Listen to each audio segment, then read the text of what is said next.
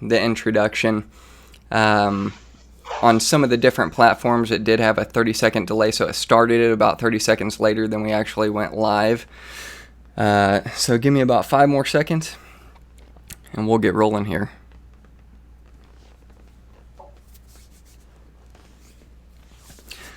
All right, for those of you who are tuning in right now, welcome to Talking Christianity Apologetics. My name is Josh Gibbs. I am the host, and tonight is going to be kind of a fun night. We're answering the question, does God exist?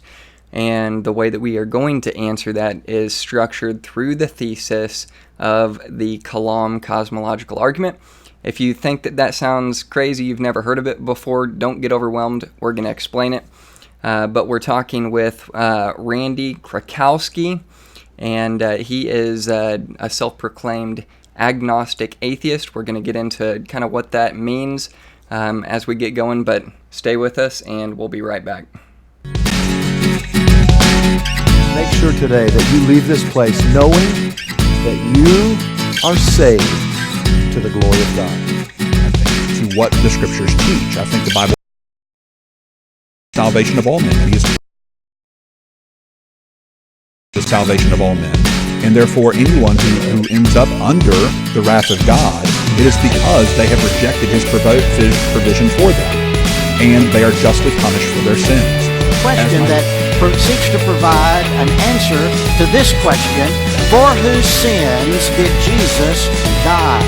The extent of the atonement asks the question: for whose sins did Jesus die? There are only two possible answers to that question.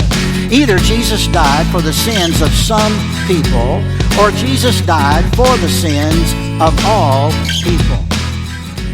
All right, again, welcome to Talking Christianity Apologetics. Before we get into the introduction with myself and introducing our guest, Randy Krakowski, tonight, I do want to go through a few announcements. First of all, I want to let you guys know that we are listener supported. You can go to my podcast website. You can become a monthly donor. Or if you want to, you can just submit a donation at any time for any amount that you want. That is going to be anchor.fm /Joshua-Gibbs, the number 3. Or you can just go to anchor.fm and type in Talking Christianity. You'll find my page, and you can click the support link there. Also, you can go to, right now, the same exact website that we just talked about, anchor.fm, type in Talking Christianity. And if you think of a question before the debate gets going, or you think of a question as the debate is going, there's a little button on there that says that you can leave a voicemail. Click that, and it'll allow you to leave your voicemail with your question. If you want to do that, just leave your name and leave your question. That's all that I need. And once we finish the debate here tonight, those will be the first priority before we get into some of the different Facebook questions that other people have asked, whether it's in atheist groups or whether it's in Christian groups, and we'll go from there. So, once again, it doesn't have to be right now. It could be during the debate, but this is a brand new feature. I think it's really cool. We haven't actually used this yet, and I think tonight would be a good time to do it if you want to be a part of it. So, this Saturday, by the way, we're going to have a conversation with myself, and you may have heard of him, Evan Minton. He's from the Cerebral Faith podcast. He's also a blogger and an author. He spends a lot of time in this particular area of the debate world, and what he has done in his research is basically the different arguments for God. The cosmological argument is something that he spent a lot of time on. So it'll be a good time. I encourage you to go over, check out some of the stuff that he's done on the subject. That would be the Cerebral Faith podcast. So it's going to be a good conversation. Stay tuned for more information on this. All right, next, I want to tell you guys, I did engage with a few different atheist Facebook groups over the last week on this topic. And if you are an atheist, or you know an atheist who's interested in a debate or a dialogue with myself on the subject, you can text me, call me. My number is 816-282-4031, or you can email me at gibbsj, as in my last name, first initial 1086 @gmail.com. All right. As always, please like, share, and subscribe, and help support this podcast so we can get the word out to those whom this message would benefit. So, at Talking Christianity, we obviously are striving to engage with the social online community and actually dialoguing via a visual experience, and kind of one-on-one or group dialogue in ways that you can't really do in a chat room or in a Facebook group or something like that. So that's really what we're trying to do. And it's for reaching non-believers to bring non-believers to Christ, and it's for believers to bring believers closer and further in your walk with Christ. So now that I've said all that, we're going to introduce our guest, Randy Krakowski. Let me get the camera over to you. Randy, thank you again for coming on tonight. It's really a pleasure. I'm looking forward to it. Thank you for inviting me. Hey, so before... To be the inaugural atheist. I'm sorry, what was that last part? No, so I'm happy to be the inaugural atheist. I'm honored.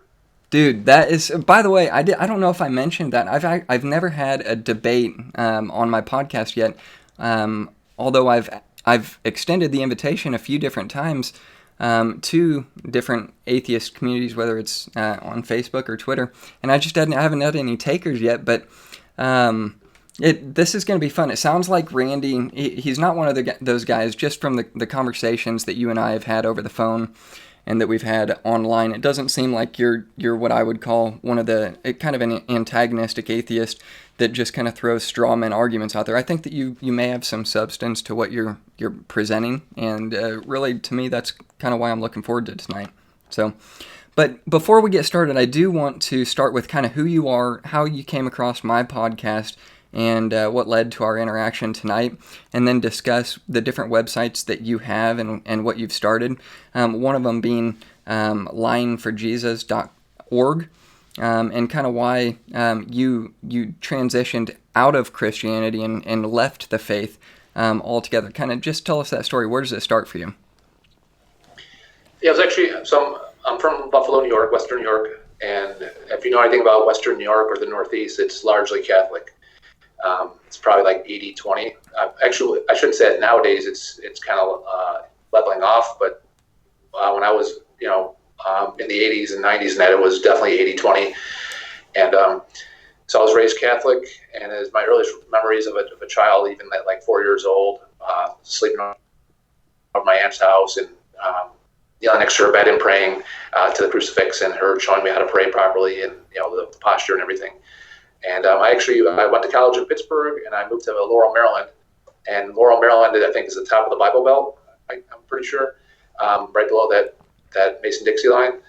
And I had like a 40-minute. I ended up working for a company called Bethesda Softworks. Any gamers out there probably heard of them. They're a big gaming company in Maryland. And I had a 40-minute drive from Laurel to Rockville every day, at least 40 minutes. And I started listening to the radio, looking for music, and I came across like Charles Stanley and Hank Hanegraaff and Chuck Swindoll and all those, and it kind of piqued my interest because being raised Catholic, it's kind of like more of a cultural thing, at least in the Northeast.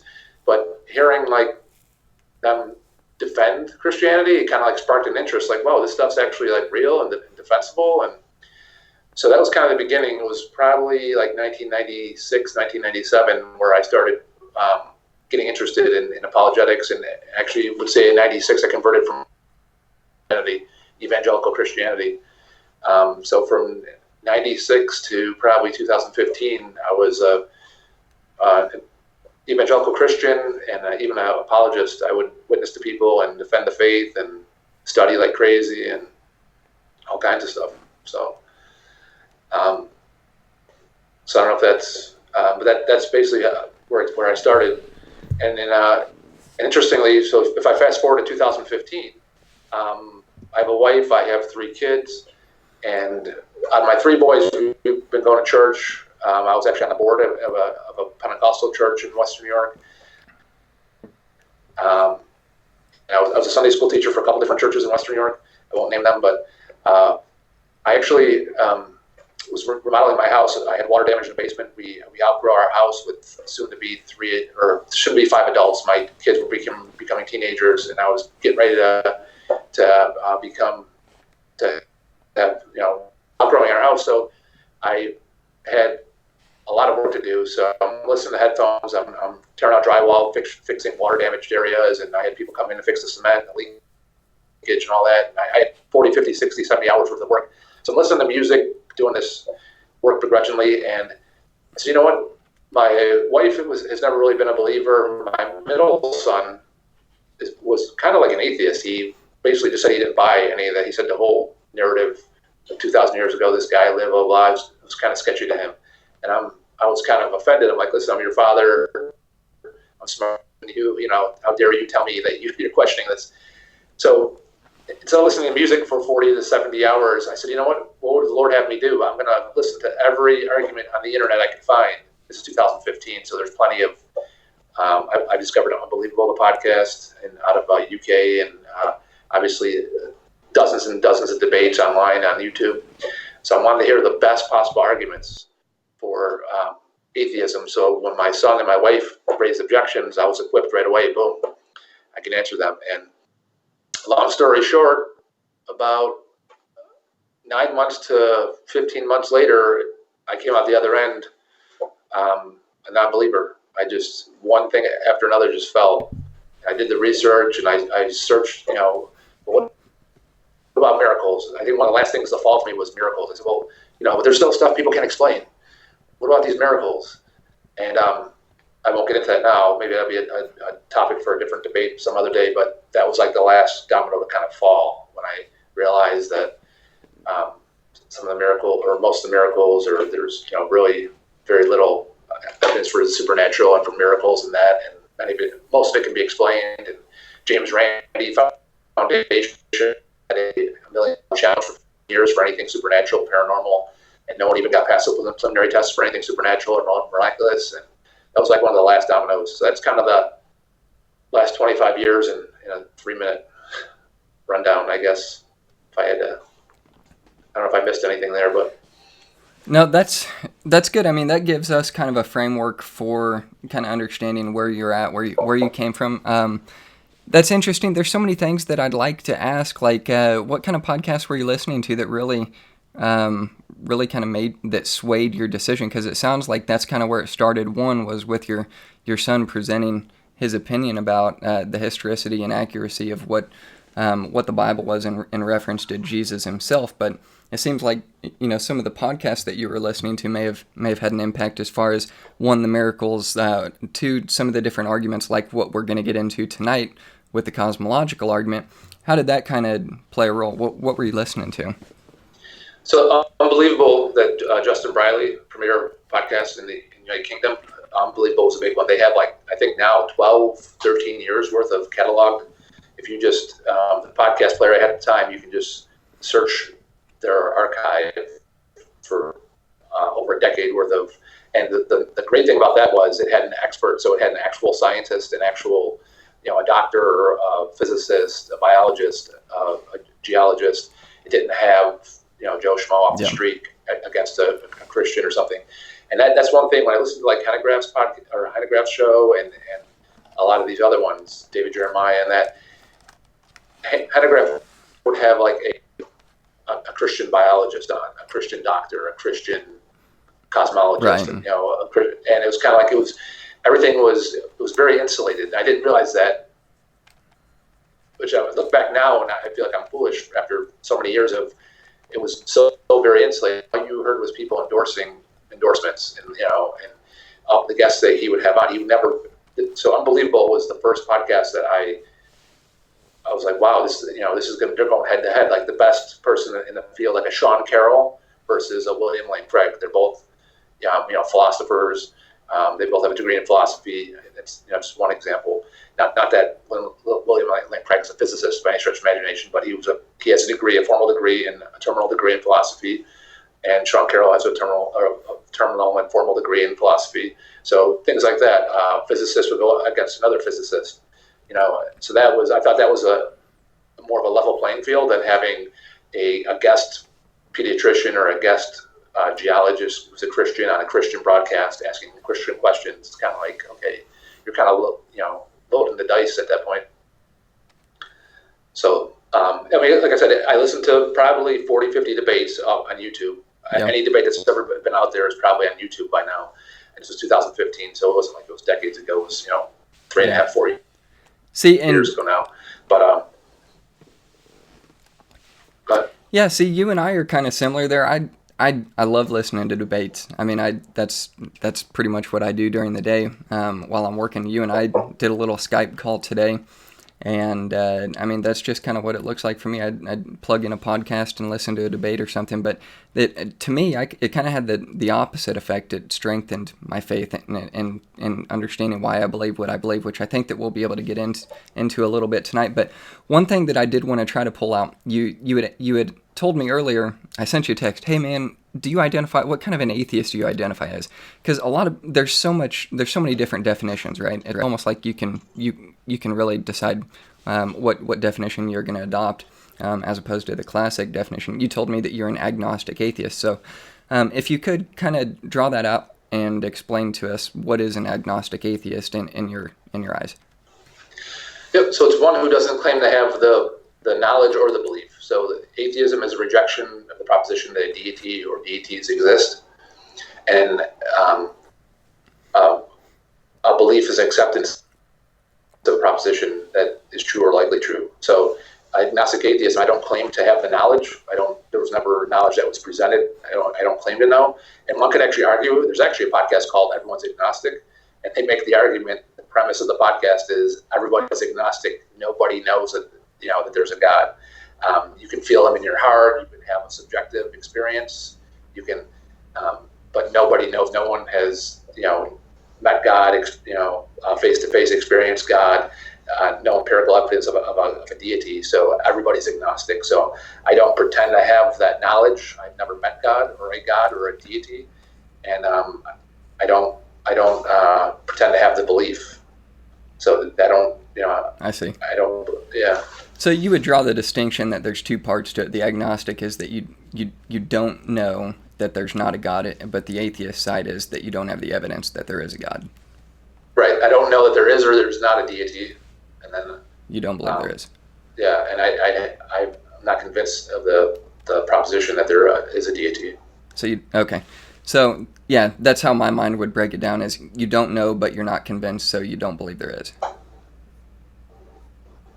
You cut out for a second there. So in my mind, I would break it down. You don't know, you don't have the evidence, therefore you're not convinced, so you don't believe there is a God. Would that kind of sum it up the best way possible?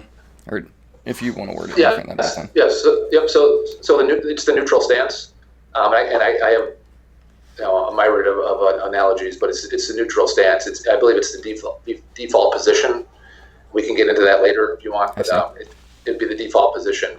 So the time to believe something is when there's sufficient evidence, not a minute before. Right. So that you don't believe someone's guilty before there's evidence that they're guilty. The default position is that they're innocent until such a time that the evidence warrants belief that the person's guilty. Sweet. So that's going to transition perfectly into what we're talking about tonight. I want to talk about really what it's going to look like. This is the text that I had sent Randy. I kind of revised it. We changed the first portion from 15 to 10 minutes, or 15 to 20 minutes, but here's what it says. It says, hey buddy, so here's what I'm thinking. Let's start out telling your story. First, what it looked like when you had professed faith, how you got there, what led you out, and then let's talk about what we're doing now in the online sphere's dialogue against Christianity, and why that's important in contrast to your atheism, which we didn't get into that a whole lot, but you do have a website, which is lineforjesus.org. If you wanted to take a minute and just explain what that website is and why it's important to you. Yeah, so what actually happened was when I first decided, I actually remember the day, after like the last domino fell, the next morning I'm in the shower, and how people laugh. A lot of people, you do some of your best thinking in the shower because you're isolated from distraction. And it just occurred to me, there's really nobody flying this plane. We're kind of on a rock in the middle of the universe, So that hit me. So then I started talking to some of my pastors, and I was actually good friends with a youth pastor. I won't name him obviously, but I said to him, I'm looking into this, and things just aren't adding up, and all the Christian books I've read about this, they're leaving out, anything on biology or evolution. They're leaving out quotes, they're misquoting, they're omitting the important parts, they're omitting parts that actually turn. So Darwin is talking about how, for instance, how evolution, the eye seemed absurd, but also when the proposition was that the Earth went around the sun didn't go around the Earth. When that was first proposed, that seemed absurd. That whole chunk about the sun was like left out of some of the quotes of some of the books I was reading. So there's a lot of these books where they're either twisting it, they're omitting it, they're leaving stuff out. And so one of my youth pastor friend was like, "What are you saying? They're all lying?" And I'm like, it's kind of interesting because what I've found so far, that yes, they are. They're intentionally they're dishonest at best, and they're flat out lying and omitting stuff at worst. So I'm like, I should probably look into this. And I heard stuff about David Jeremiah. I don't know if everyone is familiar with that. RaviWatch.com. He lied about all his credentials. He has no actual PhD or doctorate degrees. And I said, Hadegraff's book about evolution. He left stuff out. He omitted stuff. He changed stuff. He used old scientific data when he knew new scientific data was available. He pulled scientific data and research from the 1800s and early 1900s when stuff 50 years later than that's available. But he that out and quoted the old stuff from the 1800s. It's all on the website. So just I won't go through every apologist, but on the website you can see a banner of I forget 7 or 9 apologists, and every one did something very, very shady. And the worst part is almost everyone on the website that I have is a millionaire, a literal millionaire. So not only are they promoting Christian propaganda, they're actually making millions of dollars off of it. So at first blush, it seems like, oh my, this. And my current, or the last pastor I had, was like, it's pretty bold, to not believe something is one thing, but to say someone's flat out lying is another. I said, have you looked at the site? He said, well, no. So you might want to look. There's, people ask in the comments, well, how can you? Why should I believe you? Who are your other contributors? And we can get into that. You're the researchers. I said, well, it's all self-evident. Ravi Zacharias has never taught at Oxford, yet he says he has. He's never attended Oxford. You can call Max Todd, the dean. His phone number is on my site, and you can ask him if his letter that's on my site is legit. It's real. You can verify everything. So that's it in a nutshell. But the genesis of lyingforjesus.org was my current pastor and my youth pastor friend saying, so what are you saying? All these people are just lying? They're all these Christian scientists, all these Christian doctors, all these Christian philosophers, they're just flat out lying? They're not telling the truth? They're hiding stuff? I said, actually, yes. From what I've seen, they are. And I'm going to actually investigate. So it took me about 18 months to launch the site. I had some help from some friends from there's a local CFI. I don't know if you're familiar with CFI, Center for Inquiry. The worldwide headquarters is here in Buffalo. I had some friends from our group help me with the research in that. And 18 months later, I launched the site. I want to say it was last year I launched the site. So that was the genesis of that, was the research and the challenge from my youth pastor and current pastor at the time of, are they you're trying to say they're lying? Prove that they're lying. I said, okay, challenge accepted. No, that to me was really interesting when you had told me that. I went to the website and checked it out a little bit. Obviously, it would take a lot more time to kind of dive into that stuff and search it out yourself to kind of proof it and see. But to me, where I'm at right now, that just seems kind of like a conspiracy to me. I do like conspiracies, so it might be something that draws me in, and I look into it at some point. But whether you're a Christian or an atheist or not, it's not one of those things that I'm like, hey, you know what, I'm a Christian, let me go promote an atheist website. That's not it to me. For me, it's more important to kind of test out what anybody's saying, whether you're an atheist or a Christian. Test it out, try it out, see what's true, see what's not true, and don't just take someone's word for it, whether it's mine or whether it's Randy's or anybody at all. So that's where I would be at it. But either way, I'd mentioned this to you earlier, and just kind of asked you the question. Even if all of that stuff is true, and a lot of these high-profile Christian authors and whatnot, if their credentials are correct or they're not correct or they're different from what they're claiming they are, even if they're lying, I don't think that you're using that to say that that debunks Christianity. So I'd give you a second to kind of just respond to that and say, do you think that in any way impacts the truth of what Christianity really is in the story from the Word of God? Well, I think it's a jumping off point, the website. But what they are doing is they're using their status, their titles, and their audience to basically promote Christianity, to endorse it, to add to its validity. And that's actually was one of the origins. I talked to the guy who, I think his name is Stephen, who runs RobbieWatch.org, and that was one of the, he's an atheist. I think he's called the band something. And he heard Ravi Zacharias, talk, and he was kind of intrigued. He goes, "Wow, maybe there's something to this Christianity. This guy sounds pretty smart. He's taught at Oxford. He's taught at all these prestigious. He has more degrees than a thermometer. Wow." And he started looking into it, researching it, and he said, "This isn't even true what he's saying." And he started looking into his degrees. He contacted Oxford, and they're like, "No, he's never taught here. He's never attended here. He attended at a seminary down the road, not here." So I guess to answer your original, it is like a jumping off point, because people like Hanegraaff wrote an entire book called "The Face That Demonstrates the Parts of Evolution." He's telling Christians, he's strengthening their faith, and I actually bought that. My son was in college. My brother was in college. I actually bought the book for him while he was in college. And my brother's an environmental scientist in Florida right now, and I bought that book for him, saying, "Hey, you're really not a believer. You're a loose Catholic. There's something to this Christianity. This is real. You should, have a relationship with God, with Jesus. And here's why. You think you know anything about science. The stuff that Darwin taught and the stuff that Darwin discovered isn't even true. And here's why." And I gave him the book, so many years ago. And that, so there's a lot to it, but it's definitely a jumping off point. They use their credentials to endorse Christianity, and they, at the very least, they strengthen believers with their arguments that are fallacious, and some at best fallacious, at worst just flat out dishonest.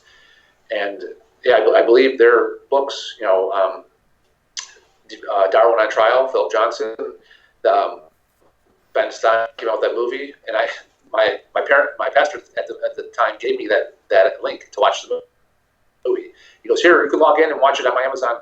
It's Ben Stein's Expelled. You can go watch this." And so I started looking into it. I watched it, and I looked into it, and it's ridiculously riddled.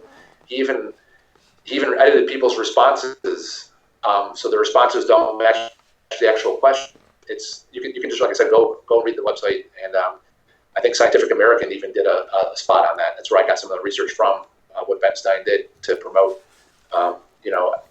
creation of that. He flat out dishonestly edited things. He even told Richard Dawkins that it was a whole different movie, and then he used all his clips and put it in a movie called Expelled, No God Allowed. So I mean, I don't know if that answers your question, but there's a lot to it. It's a jumping point. Yeah, it sounds like there is a lot to it, and no, I do appreciate you doing that. I was going to tell you, for whatever reason, there's a pretty good lag on it. It seems like it's coming from your end. The video, anytime I put the video on you, it for whatever reason, it really just kind of starts to get kind of splotchy there with the audio, and there's kind of a lag between your lips moving and the sound coming out. But we'll keep an eye on it. If it gets too bad, we can cut the stream and go to a part 2 and try to start over at some point. Okay. But if not, we'll just keep rolling with it. So let's get into it, guys. Here's what it's going to look like for the debate. We're going to do a 20-minute opening statement each. I'll go first with the positive, then Randy will go next. We'll do rebuttals. The rebuttal can be either a straight-up rebuttal. It can be a combination of cross-examination, open dialogue, any combo you want for 10 minutes each. Then we're going to move to a subcategory of which would be each person's choice to get more specific on the cosmological argument. And then we'll do 10-minute rebuttals and cross-examination, open dialogue, those things. So then we'll do closing statements and then go to questions with each of you in the audience. We've already got a few coming in online on some of the different platforms that you're watching from. But let me sum it up this way. It'll be my intro, 20 minutes, his for 20, rebuttal, his rebuttal for 10 minutes, my rebuttal for 10 minutes, my subcategory response for 10 minutes, his subcategory response 10 minutes, his rebuttal 10 minutes, my rebuttal 10 minutes, closing statements each 7 to 10 minutes, and go from there to questions. So now, what's the goal of this tonight for me? Why is this important to do this? I believe that there's two different methods for apologetics from a Christian. One is what we would call presuppositional. The other is not presuppositional. To me, if you're going about it from the presuppositional standpoint, which is not what I'm doing tonight, it would start with this verse in my mind, if you were, which I'm not. But it says, Isaiah 1:18 says, "Come now and let us reason together, says the Lord. Though your sins be as scarlet, they shall be as white as snow. Though they be red like crimson, they shall be as wool." To me, I think that God is concerned with He's concerned with reason, and reason is established in logic. And I think there's a lot of the faculties of the abstract that we can use. That there's absolutely some laws within logic and reason that are designed by God, I think, to bring us to the evidence to make a choice at the end of the day. Whether or not you believe in God, that He exists, as the starting point. I think that the starting point has to be, does God exist? So that's the question that we're trying to answer tonight. We'll get into that a little bit further as we go. So it's positively the goal to establish a sufficient and reasonable conclusion through the use of both reason and logic to deduce from the inductive method that there is a first cause to the universe. Without rejecting sufficient reason itself, I would conclude it is reasonable to believe that God does exist. My opponent, Randy, he's going to have to attempt to conclude that God does not exist by the same sufficient reason. It'll be your job as the audience to decide whether or not I have given you sufficient reason to make the choice. Does God exist? Or has Randy given you a sufficient reason to deduce that God does not exist? Okay. So once I've established the inductions, that's when I'm actually going to deduce from that the first cause is the personal God of Christianity, which proposes the answer that man is actually looking for in order to find God and salvation through the person Jesus Christ. So keep in job, it is the job of my opponent to address the Kalam Cosmological Argument itself in the first 3 points alone, and to disprove any one of those two premises that lead to the conclusion. If he attempts to do that by disproving any of the deductions or the applications that I've made from those premises, then he's forfeited his opportunity to actually address the claims that the Kalam actually addresses itself. So my job, I'm going to defend the Kalam. I plan to do that. But keep in mind, it's not my intention of this model, through the model alone and the inductions, to prove that God exists. That's not what the model is designed to do. But what I do plan on doing, and what I will do, is deduce from that model that it is reasonable to conclude God does exist. So if all three of my points stand at the end, then technically I would win the debate. If any one of the 3 points falls, then Randy would win the debate. So, by the way, I did want to tell you guys this. I posted some different stuff about this particular argument, about whether or not God exists, in multiple different Facebook groups. I was surprised to find out that so many people just they didn't know what it was. They didn't know what the Kalam Cosmological Argument was. And there's no fault of anybody for that, but I did find it interesting that the majority of the people who didn't know what it was were Christians, and the majority of people who did know what it was seemed to be atheists. So for whatever that's worth, I think that it's interesting to understand that. But for those of you who are watching and listening, the cosmological argument in its simplest form, it takes the position that the universe had a beginning, with a focus that the infinite regression is impossible, and therefore the universe had a beginning and a cause for that beginning. So we'll narrow it down as we get into it. Now, on that note, we do want to open it up to questions. I'm going to give you one more reminder. Go in right now to anchor.fm and search for Talking Christianity. You're going to find a link there for leaving a voice message. If you leave me a voice message at the end of this debate, I'll play that message, and that'll be the first priority for those of you who want to get a question answered. Do that right now, and we'll be able to get into it. So, all right, before I get into my opening statement, I'm going to play a quick little video for you, and this will be more for you visual learners about what this argument exactly is. Let me switch the camera over here.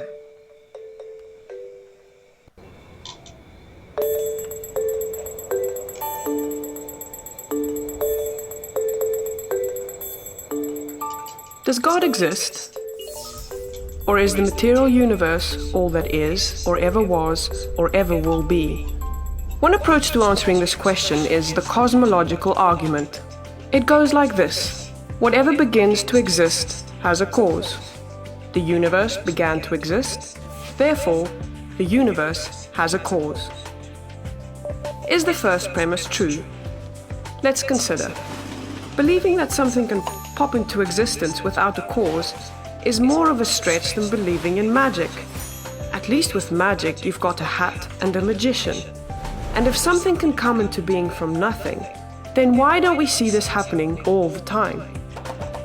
No, everyday experience and scientific evidence confirm our first premise. If something begins to exist, it must have a cause. But what about our second premise? Did the universe begin, or has it always existed? Atheists have typically said that the universe has been here forever. The universe is just there, and that's all. First, let's consider the second law of thermodynamics. It tells us the universe is slowly running out of usable energy, and that's the point. If the universe had been here forever, it would have run out of usable energy by now. The second law points us to a universe that has a definite beginning. This is further confirmed by a series of remarkable scientific discoveries. In 1915, Albert Einstein presented his general theory of relativity. This allowed us, for the first time, to talk meaningfully about the past history of the universe. Next, Alexander Friedmann and George Lemaitre, each working with Einstein's equations, predicted that the universe is expanding. Then in 1929, Edwin Hubble measured the red shift in light from distant galaxies. This empirical evidence confirmed not only that the universe is expanding, but that it sprang into being from a single point in the finite past. It was a monumental discovery, almost beyond comprehension. However, not everyone is fond of a finite universe, so it wasn't long before alternative models popped into existence. But one by one, these models failed to stand the test of time. More recently, 3 leading cosmologists, Arvin Bord, Alan Guth, and Alexander Vilenkin, prove that any universe which has on average been expanding throughout its history cannot be eternal in the past, but must have an absolute beginning. Okay, so I'm going to leave it there. That basically gives you a good introduction for what the Kalam Cosmological Argument is in its essence. And with that said, let me put up on the screen for you all a little timer. Should have 20 minutes. Whoa, whoa, whoa.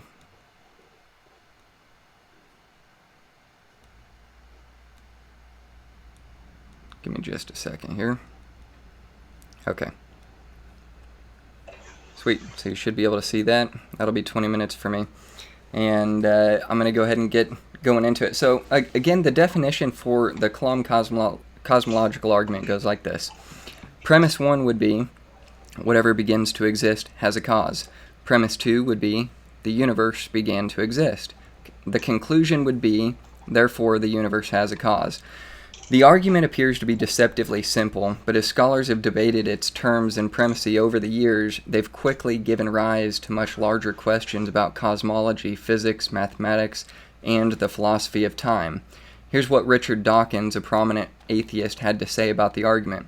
Dawkins said it like this: even if we allow the dubious luxury of arbitrarily conjuring up a terminator to an infinite regress and giving it a name, there's absolutely no reason to endow that terminator with any of the properties normally ascribed to God: omnipotence, omniscience, goodness, creativity of design, to say nothing of such human attributes as listening to prayers, forgiving sins, and reading innermost thoughts. Dr. William Lane Craig responded to it thusly. He says, apart from the opening slur, this is an amazing concessionary statement. Dawkins doesn't dispute that the argument successfully proves the existence of an uncaused, beginningless, changeless, timeless, spaceless, and unimaginably powerful personal creator of the universe. He merely complains that this cause hasn't also been shown to be omnipotent, omniscient, good, creative in design, listening to prayers, forgiving sins, and reading innermost thoughts. To this I say, so what? The argument isn't intended to prove those things. It would be a bizarre form of atheism, indeed an atheism not worth the name, which admitted that there exists an uncaused, beginningless, changeless, timeless, immaterial, spaceless, unimaginably powerful, personal creator of the universe who may, for all we know, also possess the properties listed by Dawkins. So we needn't call the personal creator of the universe God if Dawkins doesn't find this helpful or if he finds it misleading. But the point remains that such a being as described by this argument must exist. Many critics dismiss the Kalam argument for failing to do what it never attempts to do, conclusively prove the existence of the God of Christianity. In fact, the conclusion simply ends with a cause, whatever that is. However, once the conclusion is accepted, you can begin deducing certain qualities about the cause of the universe. For example, since the universe contains all matter and time, the cause of the universe, which must transcend the universe, since nothing can cause itself, must be spaceless, timeless, immaterial, unimaginably powerful, and personal, meaning not made of or from any created material, but transcending it either in the abstract sense or in an unembodied mind. Because the abstract sense, of course, is not able to do anything, such as an example would be the number 7, many would take the position that this abstract would have to be the unembodied mind as the personal creator, which is deduced as the God of Christianity. Therefore, of course, it doesn't fully describe the God of Christianity. However, it does describe a pretty big slice of him, a slice that is far too large for most atheists. In fact, I've yet to meet an atheist who believes in a transcendent, spaceless, timeless, and immaterial cause of the universe, and has even failed miserably to give any constructive alternative explanations for the causality of material from either nothing or eternity itself. The best answer I get is, we don't know, and neither do you. So I'm looking forward to Randy's take on this. Maybe he's going to say that we're in the Matrix, or that it's just the flying spaghetti monster, and that'll be the answer, and we can all just pack up and go home. That'll be it. But honestly, I expect a lot more. I'm really looking forward to hearing his explanation. First, I've got to say that logic is something that we have to discuss, which is going to be the method of reasoning which we use and how we apply it to both the premise and the deductions from those premisses. There's many aspects of logic that attempt to deduce God as a logical explanation for creation. Now, logical truths in themselves, they did not come into existence because God created them, and God did not create using what already pre-existing logical truths.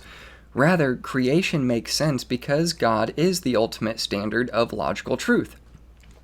The following are some examples of properties of logic that point to the need for this ultimate standard, which is God. While faith is required, it is more logical to believe God exists than to believe no God exists. To claim God is not real in a universal negative proposition. The person taking this claim is negating God's existence in reality, the reality being our universe. This person requires complete knowledge of God and complete knowledge of reality, which would be the entire universe, in order to make a claim that God is not real. To claim God is real is a universal affirmative position. The person making this claim is affirming God's existence in reality, which again is the universe. To make a universal affirmative propositional claim normally requires complete knowledge of the subject, which would be God, and only partial knowledge of the predicate, which would be reality of the universe. However, if knowledge can be conveyed from one knowledge holder to another, which it can, and the Christian's position is that the Bible was given to man by a divine being who is God himself, complete knowledge of God would not be needed by man, but only by God himself. Now, on the other hand, while an equally divine source would be required about the universe to truly negate the existence of God, none exists. So the statement is based on man's limited knowledge. Thus, that makes the statement, God is not real, false. When one makes the statement, God is not real, he or she is essentially claiming to have an unattainable divine knowledge, thus making him or her divine, God.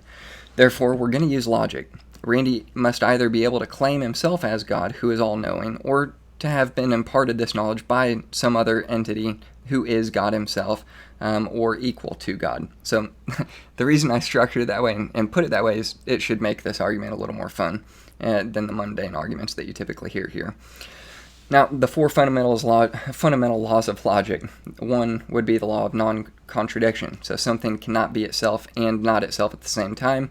This would be saying something like, what can God not do? Well, God cannot create something that is non-logical. So God cannot create something that is itself and is not itself at the same time. The law of excluded middle. A statement is either true or false. So saying a statement is either true or false is either a true or a false statement. I is either A or it is not A. Cannot be both A and B and not A and B. The law of identity. Something is what it is. All right. The law of logical or rational inference. If A equals B and B equals C, then A equals C. That's exactly what we're drawing from the premise. All things. What was the premise? Let me state it again. Premise 1, whatever begins to exist has a cause. Premise 2, the universe began to exist. Premise 1 is A, premise 2 is B. The conclusion is C. So A equals B, B equals C, therefore A equals C. That's exactly what we're claiming tonight. Randy's job is to debunk that. Okay, now here's really what we were talking about in induction versus deduction. Here we're going to explain how we draw the deduction of a personal God as the initial cause. There's 3 tests for truth. It would be logical consistency, empirical adequacy, and existential relevance. A worldview that denies God's existence fails all 3. Here's why. A deductive argument is an argument that is intended by the arguer to be deductively valid. So what that's simply saying, for those of you who are getting bored with this, it's simply saying that we're going to draw conclusions from what we've made in the premise, and we're not drawing them into the premise. So here's how it works. I want to explain this diagram. I'm going to pull it up here so that you can see it, and then I want to talk about it for just a moment. Okay, so here's what the argument is, and we're going to break it down with some answers according to each premise. If something began to exist, there must also exist a cause. This is one of the logical truths that we were talking about just a moment ago. If you answer no, then scientifically there is nothing known to man in the universe that has no cause, including the universe itself. Therefore, the answer is yes. The universe, which is the collection of beings in space and time, actually began to exist. So yes, therefore, there must exist a cause for the universe to exist. If no, the answer to the second premise, if there doesn't need to be, if the universe doesn't need a cause to exist, well, we see that the universe is slowly running out of energy, and thus it's not self-sufficient. So therefore, yes, the universe has a cause. The thing that caused the universe to exist cannot exist within the universe or be bound by space and time, which would be the conclusion. So if you answer no to the conclusion, well, we've got the law of cause and effect. The law of cause and effect simply states that for every effect, you've got a cause, which means there is no effect that comes into being without a pre-existing cause. Now, when we apply that to the universe, you're either saying that the universe has always existed and it didn't have a cause, or you're looking to science with the Big Bang alongside the metaphysics of what we're talking about with logic, and you can deduce from that the universe actually did have a beginning.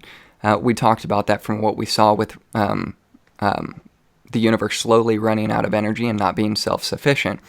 You can see that with the evidence from the Hubble telescope and seeing that the universe is actually expansive. If it's expansive, it had to have come from either a singularity or a terminator or a t equals 0, a time and place where there was nothing. And that's going to come down to how we define nothing. Or you've got another chain of events of infinite universes or chain universes or baby universes with mother universes, but at the end of the day, any scenario that you come up with, whether it's fluctuations or not, it still comes down to that point of singularity, whether it's an actual infinity or it's an infinity by principle. So we may be able to break that down as we get into it further, but at the end of the day, what we're saying is for the universe to exist, which is to be the effect of something, it had to have had a cause. So therefore, we are inferring that God is the only being that is capable of transcending both space and time because in order for space and time and matter and all these things to come into being, there had to be something to start it that is spaceless, timeless, immaterial, all those things that we listed before. Now let me switch the camera back to me, and we should be able to sum it up here. Here's the God that I'm talking about. He's got innumerable attributes, and for simplicity's sake, we limit some of those to the characteristics necessary to deduce God as the first cause, which is timeless. Time came into existence. He's immaterial because material had a beginning. He's personal, which would be the unembodied mind that is neither matter nor placed within time, nor is limited to the beginning of the universe because he transcends it. He's all good and he is a loving God. But he's not bound to the physical. He's invisible or he's visible. He's full of glory and beauty. He's 3 in 1, constituting a trinity. This is how and why it's so important for a Christian to argue for the cosmological argument from a triune God perspective. It gets you to the first cause, and as a Christian, we've got to deduce that this first cause is the God of Christianity. So, the relation of Scripture to this argument. In Genesis 1:1, I want to read this. Genesis 1:1 gets all of the elements that we're actually talking about here. We're talking about time, space, matter, energy. In order to have a transcendent God, you've got to have someone who's able to transcend or pre-exist what was actually created. We know that time started in the beginning, when t equaled 0. At the beginning, if you want to call it the Big Bang, time started. We know that matter had a beginning. We know that space had a beginning. We know all of these things actually had a beginning, therefore they had to have a cause.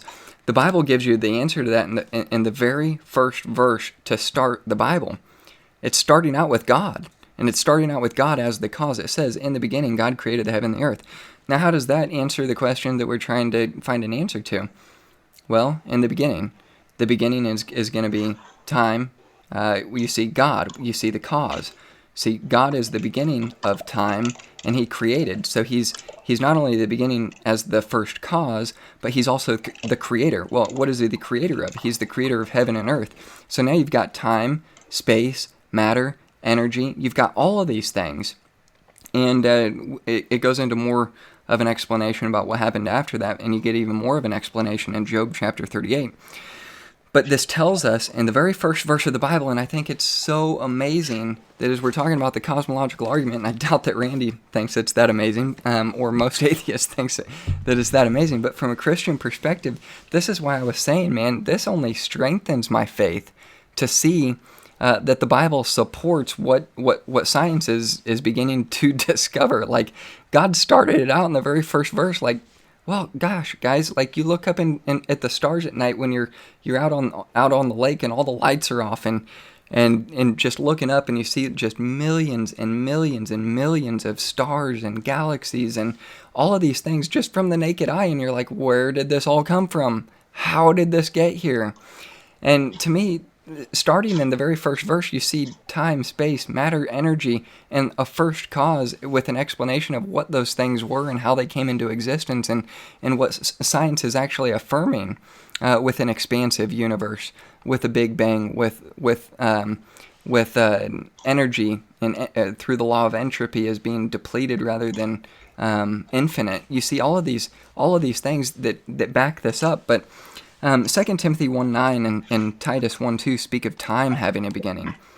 We know this because God spoke it into existence as the first person of the Trinity in Genesis chapter 1:1, which we just read. Hebrews chapter 1:2 tells us that Jesus formed it as the second person of the Trinity. Jesus is God incarnate, being pre-existent prior to being brought forth to tabernacle among men, which is most commonly known for by non-Christians in the gospel accounts of his life. We see that from 2 Timothy 3:16. In Genesis 2:1, now we see the Holy Spirit breathe life into it as the third person of the Holy Trinity. So right off the bat, guys, as a Christian, we've got to be able to draw the triune God into the cosmological argument. If we just bring it to, well, there's a first cause, and we think that first cause could be a deity or a theist, I think we've got to take it a step further and deduct from the induction that it is the God of Christianity and really draw it together. I want to point this out to you, to those of you who are watching, that there's only three major religions in the world who have ever claimed the cosmological argument as a proof for their God, and it's all the Abrahamic religions. It's Muslims, it's Judaism, and it's Christianity, and then the fourth group would be deists. But at the end of the day, I think it's very interesting to see that the only religion and the only religions in the entire world all claim that it is through one God. And if you're watching this as an atheist, you may not know, but it should be a little more clear now that Christians believe in a triune God. It's the person of the Trinity. It's God the Father, God the Son, and God the Holy Spirit. And I just read to you how Scripture tells you what happened on the creation event. God the Father spoke it, Jesus Christ formed it, and the Holy Spirit breathed life into it according to our Scriptures. And it matches up with what science is discovering just in the last 30 years to 100 years. And Job 38 gives you a lot more description about how God himself describes the process of creation. That is, what this creation event looked like in a timeline of things. Then you see in science the laws of thermodynamics, entropy, cosmic radiation, metaphysics, Hubble's discovery of an expansive universe. But what we deduced from what we explained at the very beginning, I'd like to kind of close it out and wrap it up with this, guys. What we stated at the very beginning is this. Whatever begins to exist has a cause. The universe began to exist. Therefore, the universe has a cause. And what we are gathering from this is the deduction leads to what we've discovered through the Hubble telescopes, seeing that we do have an expansive universe.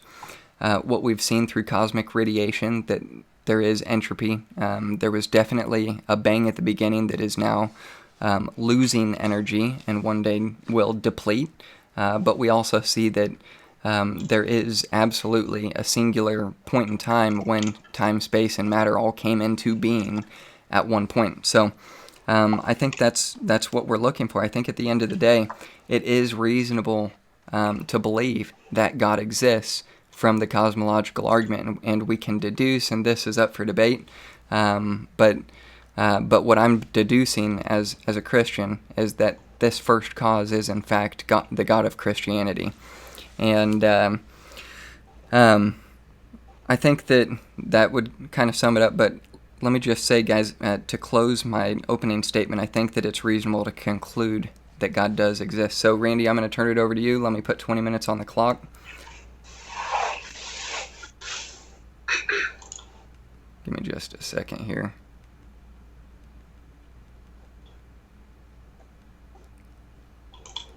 And whenever you're ready, have at it. All right, let me know if I cut out. I'm in a conference room with the door shut.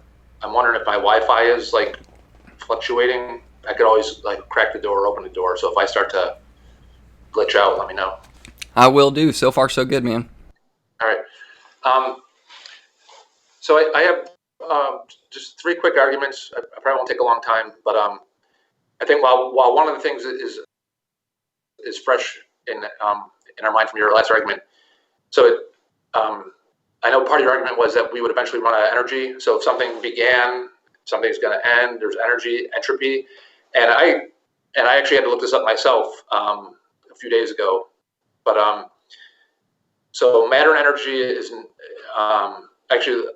The heat death doesn't mean that there will be any less energy than today. It simply means that the energy is all disorganized, which is entropy. Entropy means disorganized, not in useful form. And it cannot be used to do anything useful. It won't deplete, it'll disorganize. So, and we'll probably get into this later on in the discussion, but that's when things are created, it's just a rearrangement of material, whether it's a table, a baby, a sculpture. It's everything in our reality is in creation, like a beginning. It's a rearrangement of atoms.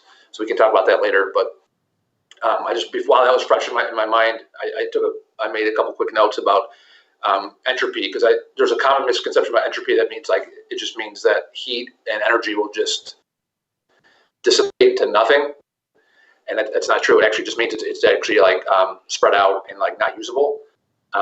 And one of the things that should be pointed out is the first law of thermodynamics, a version of the law of conservation of energy. In physics and chemistry, the law of conservation of energy states that energy can neither be created nor destroyed. Rather, it can only be transformed or transferred from one form to another. So energy has always been there. It'll always be there. It can never be created or destroyed. It just rearranges and it transfers. So that's very interesting when you talk about like an eternal universe or something. A concept that we can't understand. In our finite brain, something always has a beginning and an end. My first grade had a beginning and an end. My grandmother's life had a beginning and an end. So we always think of things like that, but I believe it's beyond that. But I digress. I'll get on to to my objections to the Kalam. So my first argument is the Kalam actually cannot be an argument for existence of God. The Kalam cannot be an argument for existence of God, since you cannot have an argument for something that does not contain the thing you are arguing in the premise or the conclusion. The argument does not include the word God at all. And I actually have an example. So premise one, this is a quick syllogism. Premise one, every existing human has parents. Randy is an existing human. Conclusion, Randy has parents. Now that's valid and it's sound. It's a valid argument, a sound argument. I'll quickly go through those. Valid argument means structures. It has premise, cause. There's nothing contradictory. It follows. Soundness means that all are true. So premise one, every human has parents. Randy is an existing human. Is premise two, Randy has parents. Now, that's a valid argument, and I would even say it's a sound argument. However, if I presented that as a syllogism, as an argument for why Josh is my father, I would be wrong. It doesn't apply. Josh doesn't appear in there at all, and he's not included in the argument whatsoever. And we have empirical data actually to prove that he's not my father. So while the Kalam is actually valid in structure, it's not a sound argument. So that's one thing I wanted to mention. A argument for something has to include the something in one of the premise or the conclusion. My second argument is, what do we know about the cause? So let's say I granted both premises were valid and sound. Everything that begins to exist as a cause, the universe began to exist. So let's say I just granted those for sake of argument. So I'll just move on to my second argument. So if I grant both conclusions, what do I actually know about the cause? The next question would be, what could the cause possibly be? How does one determine agency for the cause? The only reason someone like William Lane Craig proposes agency is to exploit our intuitions as people, to exploit the argument from incredulity. Everything we know that has something behind it. The Kalam tells us nothing about the nature of the cause. Is it an agent? Is it an entity? Is it something completely natural? You actually have to add to the Kalam to get to a God.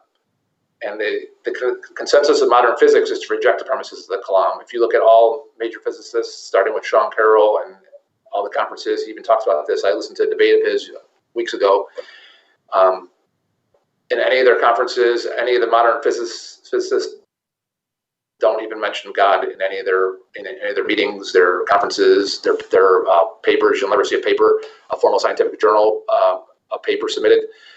So it's to me it's a very big stretch to include the Kalam or to include God in the.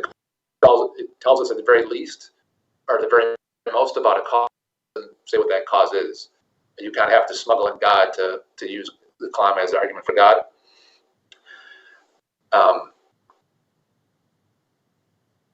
So then people will ask, well, what are the possibilities then of our universe? How did our universe, if it didn't begin, if the Big Bang isn't?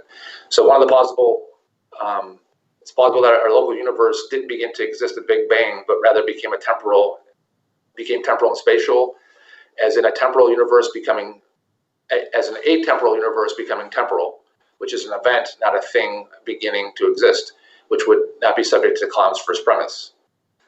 And then my third argument would be, things that do not exist cannot be a cause of other things that actually exist. And I can use and I'm not being condescending. What I mean by is things that do not exist cannot be the cause of other things. You actually have to prove the prior before you can use it for the foremost. So if something doesn't exist, it can't be the cause of something else. And I have an analogy. I don't know if you guys have probably heard of sirens, not the things that are on police cars, but the mythological creatures that would try to entice sailors. They actually thought they were real back then. Now to us it's mythology.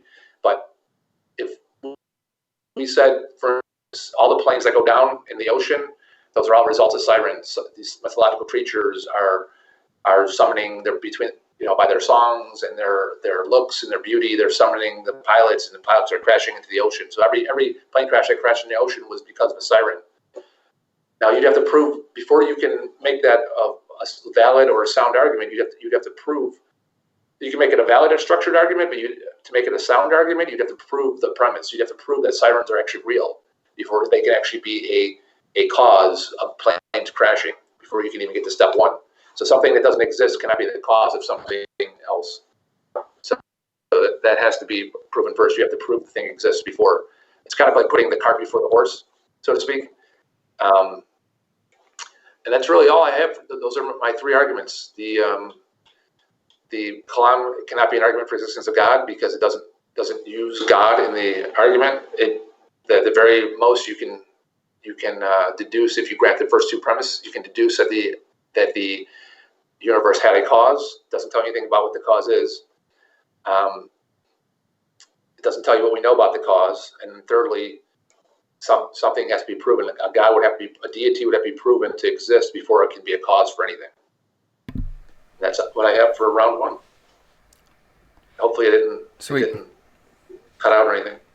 It wasn't bad. It did cut out a few times, but not too bad. So you have the opportunity, if you would like to, either you can do a 10-minute rebuttal or I can do a 10-minute rebuttal. I had you down first, but now that I'm looking at it, it might make sense for me to do my rebuttal first. So you just let me know how you want to do it. Yeah, let's do it that way, because I think my argument was kind of a rebuttal, like a hybrid rebuttal argument. Yeah. So okay, I'll go first. I'll just leave the timer up there. It says about 11 minutes. I'm not going to go that long, so we'll just jump into it. Now, here's what I'd like to point out. I want to remind everyone what the premise was and what exactly it was that I'm arguing, okay? The first premise is whatever begins to exist has a cause. The second premise is the universe began to exist. Therefore, the universe has a cause. Now, Randy just told us he has three main points. One, the Kalam it cannot be used as an argument for God because God is not included in the argument at all. I agree with him. I actually said that in my opening statement, that the Kalam is not designed to get you to God. It's designed to get you to a first cause. In fact, God isn't even mentioned in premise 1. He's not mentioned in premise 2, and he's not even mentioned in the conclusion. The whole point that I'm arguing from, and the whole reason why I was saying that we as Christians need to and should use the Kalam Cosmological Argument is, one, because it negates the necessity of, by actuality, of an infinite universe, which I'm simply saying the Kalam is designed to refute an infinite universe. I've still got the camera on you for some reason. But it's designed to refute an infinite universe, which is the whole point of premise 1, premise 2, and the conclusion, saying that it had a beginning because it had a cause. Anything that begins to exist has a cause. The universe had a cause, therefore the universe has got a first cause. So what I'm saying is God isn't mentioned in any of that. We're deducing from that. That's the induction. We're deducing as Christians that something has to be a first cause that transcends all of that. And it can't be an infinite universe. Well, why can't it be an infinite universe? There's so many reasons why it can't be an infinite universe. One is what we were talking about with the Hubble Space Telescope, shows us that there's an expansive universe, which brings it back to a point of singularity. Now, what cosmologists would tell you is we don't know what happened up to the point of t equals 0 to the negative, 43rd second or whatever. So right up to the point of the beginning, we don't know what happened before the first 4300th seconds of that beginning. And what we're looking for is that answer. That's what the cosmological argument that we're talking about here tonight is designed to deduce. We're trying to reason out what that first cause is. And what I think is so incredible is Randy never once said that there isn't a first cause. Randy never once negated the first premise. He didn't negate the second premise, and he didn't negate all he said was, you can't get God out of this. And I agree with him. The whole point of this whole argument is to show you that we're deducing through reason that this first cause is real, that most atheists would agree that there is a first cause, and including Krauss. He just says, hey, we can't call that thing God. In fact, I don't want it to be God. It ain't God. And that's obviously a summary. But then you've got Dawkins, we quoted earlier, who actually assumes that the argument itself is sound, and just says, well, it can't be the God of Christianity because these are some of the characteristics that we don't see. So you can't see it. And then you've got other guys like Carroll. You've got other guys. There's just so many examples of people who concede the fact that the argument is sound, but now we're arguing whether or not it's God. So what I'm arguing is, we've got to use reason to get to the point to say there is a first cause. Okay, if we can admit there is a first cause and the universe is not infinite, then we've got to speculate from the evidence that we do have whether or not that first cause is sufficient enough to say that God exists. That's the whole point of my argument tonight. We're supposed to look at the evidence that we've got and say that something transcendent to what we've got exists, which brings me to my next point. In order for matter and time and space to all come into existence, you have to have a timeless, spaceless, immaterial, unimaginably powerful personal being who was around before time and space and matter and all of that began, who transcends those things, who can actually bring it into existence. Now, why do we say that it can't be infinite? We say that it can't be infinite because there's a difference, according to Aristotle, about the difference between an actual infinite and an infinite in principle. And the mathematician Hilbert actually, he's a 20th century mathematician who came up with what is now commonly known as Hilbert's Hotel. He says that an actual infinite cannot exist, but it can exist in principle. Now, how do we illustrate this so that you can understand it? Well, Hilbert's Hotel says, well, imagine a hotel that has an infinite number of rooms. Every single one of these rooms is already full, and you have an infinite number of rooms that are empty. So you have an infinite number of rooms that are full, you have an infinite number of rooms that are empty, and somebody wants to come and fill one of these infinitely full rooms. So you've got something that is empty coming to fill something that is already full. So what do? You take the person who's in the second room and you move them to room number 3, and so on. You move person in room number 3 to room number 4. And in principle, you can do that. You can move everybody up one notch, but it's still sequential. So if it is an actual infinite, it has to be circular, which means it's not something that can actually be reproduced in reality.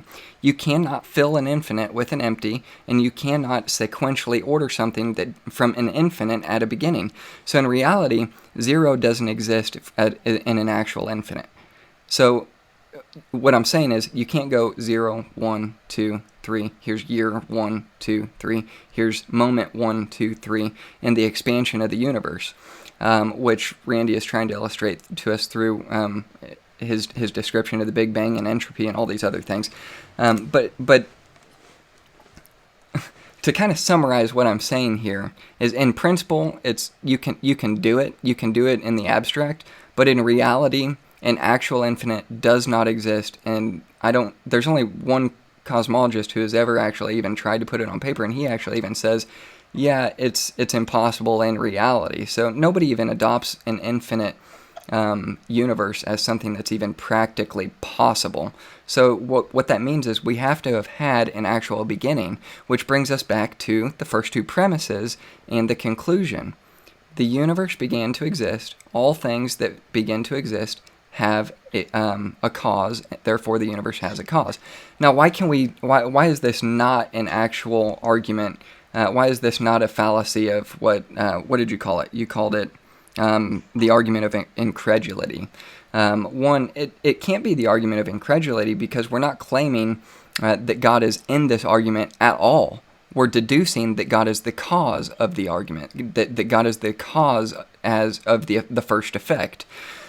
So, in essence, that's not a real argument. It's fallacious. That argument itself should be tossed out, and it's not even something that needs to be taken seriously. And the last point that you had is something doesn't exist. If something doesn't exist, it can't be the cause of something else. Therefore, God cannot be the first cause of what came into existence in the first place. So really here what you've got is, was it the chicken or the egg? And how does the chicken produce the egg if there weren't... You know what I'm saying. So at the end of the day, guys, what it means, and that's the whole point of the deduction that we're making, is you have to have someone who transcends everything that we know today, time, space, matter, energy, all of these things. And the best argument that we've got is to deduce that God is the answer there.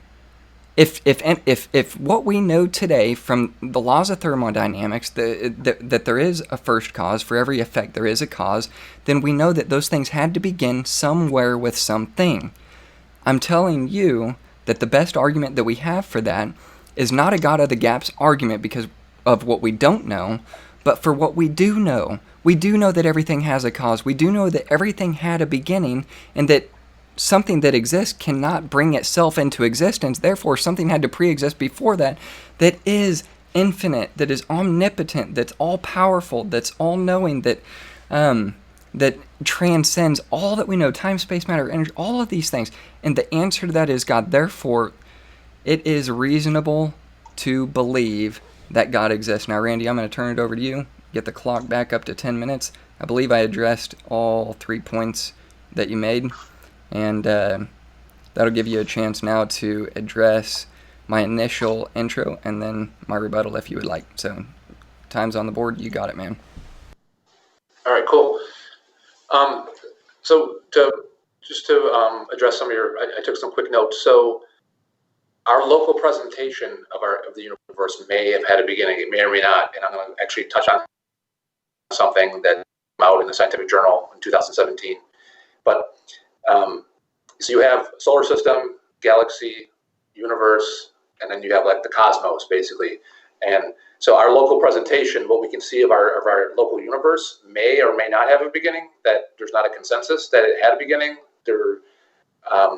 That's to be determined. We're still investigating that, and by we, I mean physicists and cosmologists. So it's not a foregone conclusion that our local presentation of the universe had a beginning.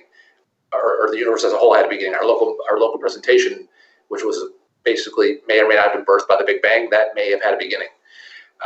But that's not speaking of the cosmos as a whole. Now, and we only have our current local models to work with. We can't see what's beyond our universe. We can't see the entire cosmos. And the latest model is that the cosmos is approximately 250 times the size of our local presentation of the universe. So we have no idea. So our reality is local. And the argument from incredulity is, I can't imagine how P could be true, therefore P must be false. So I can't imagine how X could be true, so X must be false. So thinking that something must have a cause, I can't imagine anything without a cause, or anything eternal, or anything that's reorganized or recycled constantly. I can't think of that. So that's actually the argument from incredulity. Just because you can't imagine something doesn't mean it's not true. That's called the divine fallacy, or the argument from incredulity fallacy. So that's basically what that means there. But I wanted to point out, so regarding our local presentation of the universe, our local corner of the universe, whatever you want to call it. So I think Sean Carroll mentioned in a debate I was listening to 2 weeks ago, there's 17 current hypotheses, and some will graduate onto theories, some will not, obviously, based on the models, and if they can falsify the models and whatnot.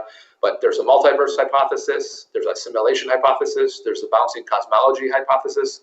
So those are some of the leading ones right now. And I want to read a quick excerpt.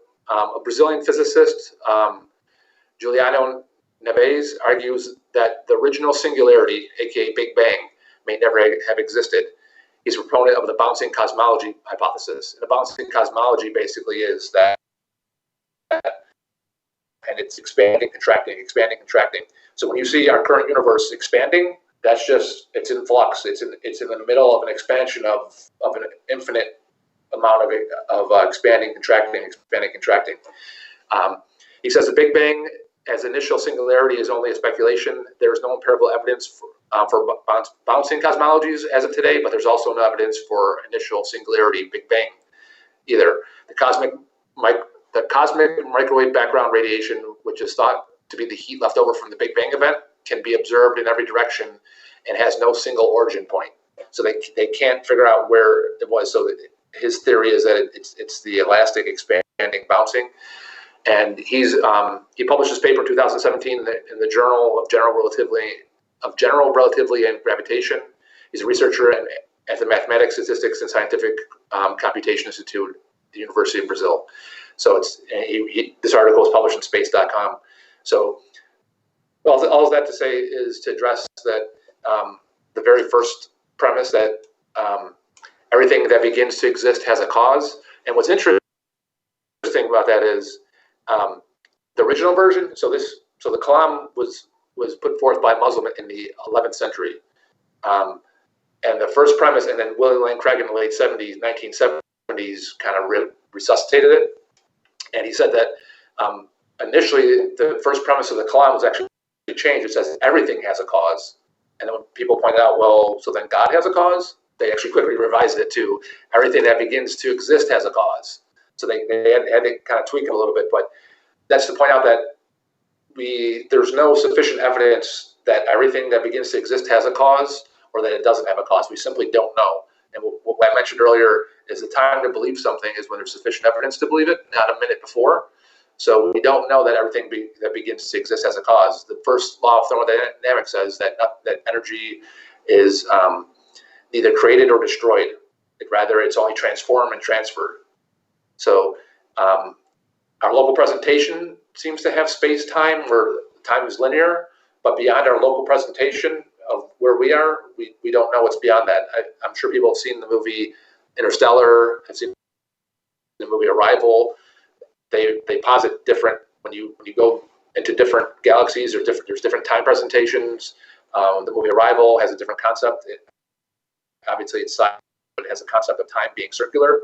So time is like basically either a figure eight or a big circle. It's not linear like in our local presentation.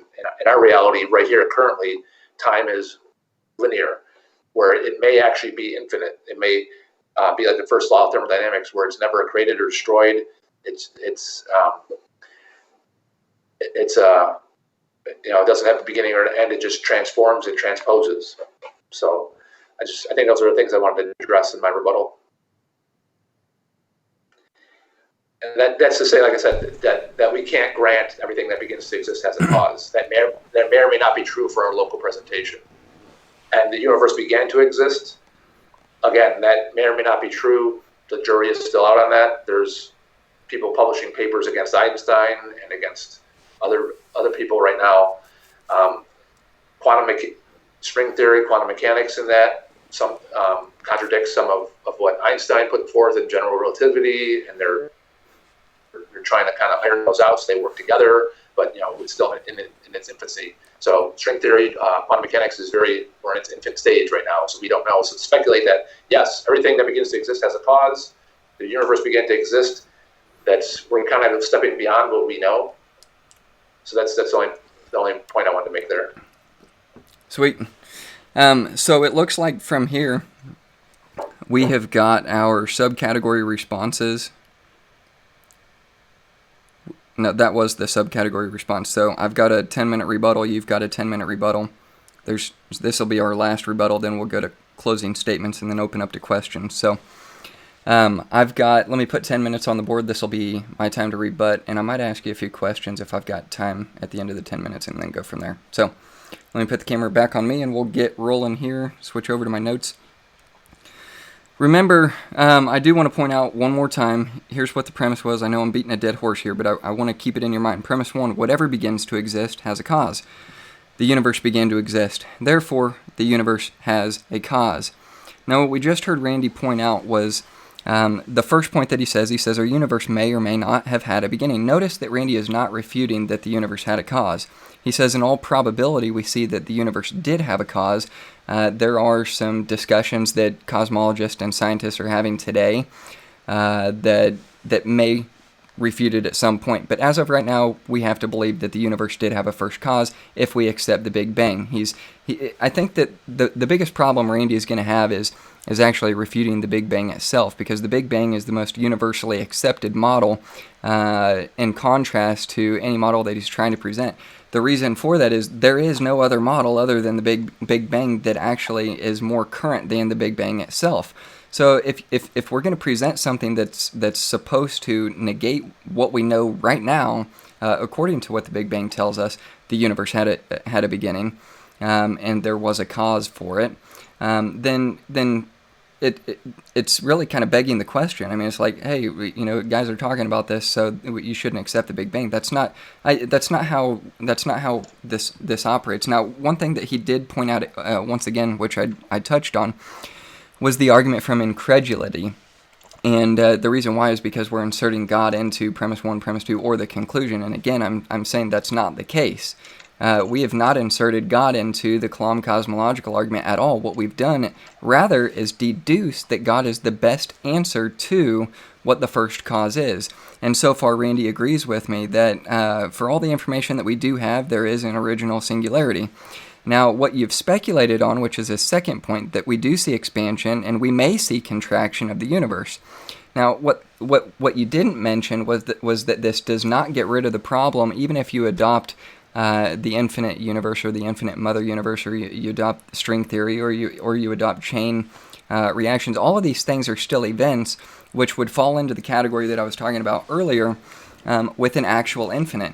Keep in mind this: if you're looking at an event, or not a part, a group. What am I trying to say? If you're looking at an event or a part, it has to have an actual sequential order. So if you've got an actual sequential order, you cannot have an actual infinite at the same time. These two things are non sequiturs.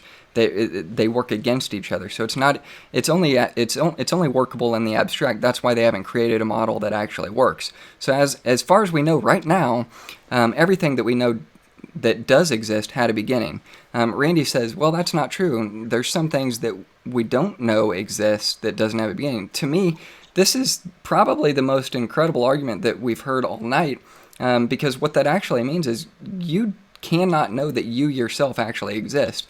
Now, if we want to talk about an argument of incredulity, I mean, that's got to be it, man. I mean, am I sitting here having a conversation with you? I think that I am. But, we could be in the Matrix. So, I don't know. In a way, that's kind of funny to kind of imagine there. I mean, do we really exist? I think that we do. And I think that we can prove that. But now, what I'm saying is, it doesn't get rid of the argument, even if you want to say the universe is expanding and contracting, or there are multiple universes. You did say we don't have any evidence of any universe other than our own, so I'm glad to hear you say that. So it's still an argument of the abstract. But what I'm saying is, hear me now. What we do know, everything that comes into existence has a cause. The universe came into existence, therefore it has a cause. It is the best argument that we have based off of the evidence that we have, and even Randy is supporting this evidence and saying this is what we have.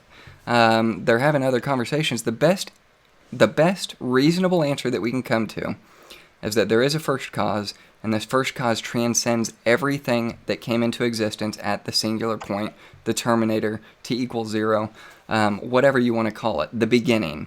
The beginning is what I'll call it. The beginning is what the Bible calls it. At the beginning, in the beginning, it was God, and God created it all. Now, you did mention a guy who was building a model that would refute the Big Bang Theory, but what I would say is, until he actually does create a workable model that is as widely embraced through cosmologists and scientists as the Big Bang Theory is now, in order for us to toss out the Big Bang, then I think that up until then, this guy has got a Nobel Peace Prize. He's got not a Nobel Peace Prize. He's got a Nobel Prize waiting for him, and he just needs to get to work on that thing. So until then, I still think that we've got sufficient evidence to come to the reasonable conclusion from reasonable men that only need reasonable evidence to come to a conclusion that everything that we do know of in this universe has come from a cause because it has a beginning, and therefore we have to come to the conclusion that God does exist. What I would say, your last point, is there's no sufficient evidence that everything that begins to exist has a cause. Again, everything we know has a beginning. I'd like to hear more about that. I think the best argument, you didn't mention this, but I think the best argument for that would be a cosmic vacuum. But even the definition of nothing within a cosmic vacuum still doesn't give an answer for the particles that come out of it. That'd be like saying, we randomly would worry about a horse coming into your living room out of nowhere. It just doesn't happen. Nothing comes from nothing. And by that same definition, a cosmic vacuum isn't actually made of nothing, and it's not even the absence of anything. It's literally, you can't see what it is and you can't see what it's producing, so it's still an abstract of what a cosmic vacuum is. But it doesn't answer the question of any of the alternatives that you've presented, the answer to infinite regression. In an actual in an actual model, every cosmologist supports the fact that you cannot produce an infinite in principle. It doesn't exist. You cannot produce, what I meant to say is, you cannot produce an actual infinite in reality. You can only produce an infinite in principle, which means it doesn't compute with reality. So I think I've addressed all your points so far. We do know the universe had a beginning. It is a foregone conclusion until it's refuted that the universe had a beginning. What we're speculating on is not if there was a first cause, but what we are speculating on is what was that first cause, and I still believe Christianity provides the best answer for that. So, Randy, I do want to ask you a couple of questions since I've got 2.5 minutes left. The first question that I've got, actually, nobody sent in any of those voicemails. I'd love to get a voicemail from someone just because I'd like to use that sometime, but here's one question that I would like to ask you, and it's kind of a softball question, then I'll get into one that's a little more tough. Do you believe that theists are delusional, as Dawkins, Hitchens, and Carroll and Krauss espouse? Do you believe that Christians are delusional for believing in a God who transcends the universe that caused the universe to come into existence? No, definitely not. I mean, that's, like I said, I was on the other side, so that'd be condescending for me to say that they're delusional, or there's something wrong, or it's to me it goes back to indoctrination. That's a lot of it. I was indoctrinated from birth. My current situation. Other people are convinced later on. They're convinced of the proposition for different reasons. We can get into their standards of evidence, and that's what I learned later on. Is standards of evidence are huge. The standards of evidence I had for religion were a lot lower than I had for everything else, for health, for finances, for big decisions and that. So, but definitely, I wouldn't say delusional. I would say that, they have a belief system that they feel is warranted, and everyone has different ones. Like I said, there's indoctrination. There's it could be a life crisis. It could be someone facing their own mortality. It can be a low standard of evidence. There's so many different reasons, and people are at so many different places in their life. So no, I wouldn't say they're delusional. Okay, I've got 40 seconds left. I'm going to toss you up two different options and see which one you would take. Which do you think is more plausible? The Big Bang, which obviously is going to point back to a singularity, or at least a t equals 0, or an infinite universe. Which do you adopt? The infinite universe. The local presentation may or may not have had a singularity, but an infinite universe, infinite cosmos, for sure. Sweet. All right, man. You've got 10 minutes. Let me put it on the clock, and I'll turn it over to you for your final rebuttal. And then we'll go to closing statements and go to questions from the audience. Whenever you're ready. All right, and I probably won't use the whole 10 minutes, but so again, the Big Bang is our current model. In 50, 70 years, it will more than likely change. So I wouldn't put eggs in one basket. I wouldn't put everything. And again, the Big Bang it addresses our local universe. It local universe could have been started by a multiverse. A multiverse could have pinched off our current universe, and this universe may give birth to another universe. I mean, it's all speculation right now. The Big Bang was a local event. Again, it wasn't something that we can see that was in the cosmos. It was our local universe. I actually have a question for you. I'll leave it for the end, but the end of my questioning. But so again, the Big Bang is the best argument currently, but so was the geocentric model before Copernicus. And Darwin actually addressed that. He used that as a jumping off point for when people didn't believe him about evolution. When he proposed evolution in the late 1800s, he actually makes reference to that in his book. That he says, people thought Copernicus was crazy. Copernicus was actually jailed by the church because he proposed a heliocentric model where the Earth was not the center. And people thought he was crazy. I mean, how intuitive was it? You wake up in the morning, you see the sun's clearly moving, shadows are clearly moving. And he says, you know what? I think we are not the center. I don't believe the sun is going around us. And they thought he was crazy. They actually imprisoned him. So just as that was as outlandish, a quantum vacuum, dark matter, a bouncing universe, a multiverse simulation hypothesis, in 50 years from now, that we'll have new models, and that science keeps getting better at getting better. We're constantly going forward. We're fine-tuning our theories and our hypothesis. We're looking for consilience. Consilience is when you have multiple lines of science that all converge on a strong fact, like germ theory of disease, like gravitational theory, like evolutionary theory. So science is constantly working toward consilience, multiple lines, multiple branches of science. So right now there's not consilience with the Big Bang. And like I said before, just quoting Neves from Brazil, he said the Big Bang is, as its initial singularity, is only a speculation. So even the Big Bang is a speculation. There's no empirical evidence for a Big Bang. They can't get that close to see where a Big Bang would have started. Like I said, it could easily have been a contraction and an expanding model. So it's definitely not a foregone conclusion, and I wouldn't base my life on that. I wouldn't base anything on that. Something that's being investigated currently. You never want to put all your eggs in one basket on something that's being investigated, or it's the current model. What if there were you to form some religion around the sun going around the Earth? You'd have been dead wrong. As soon as we got better telescopes, as soon as we were able to get outside of our world to confirm.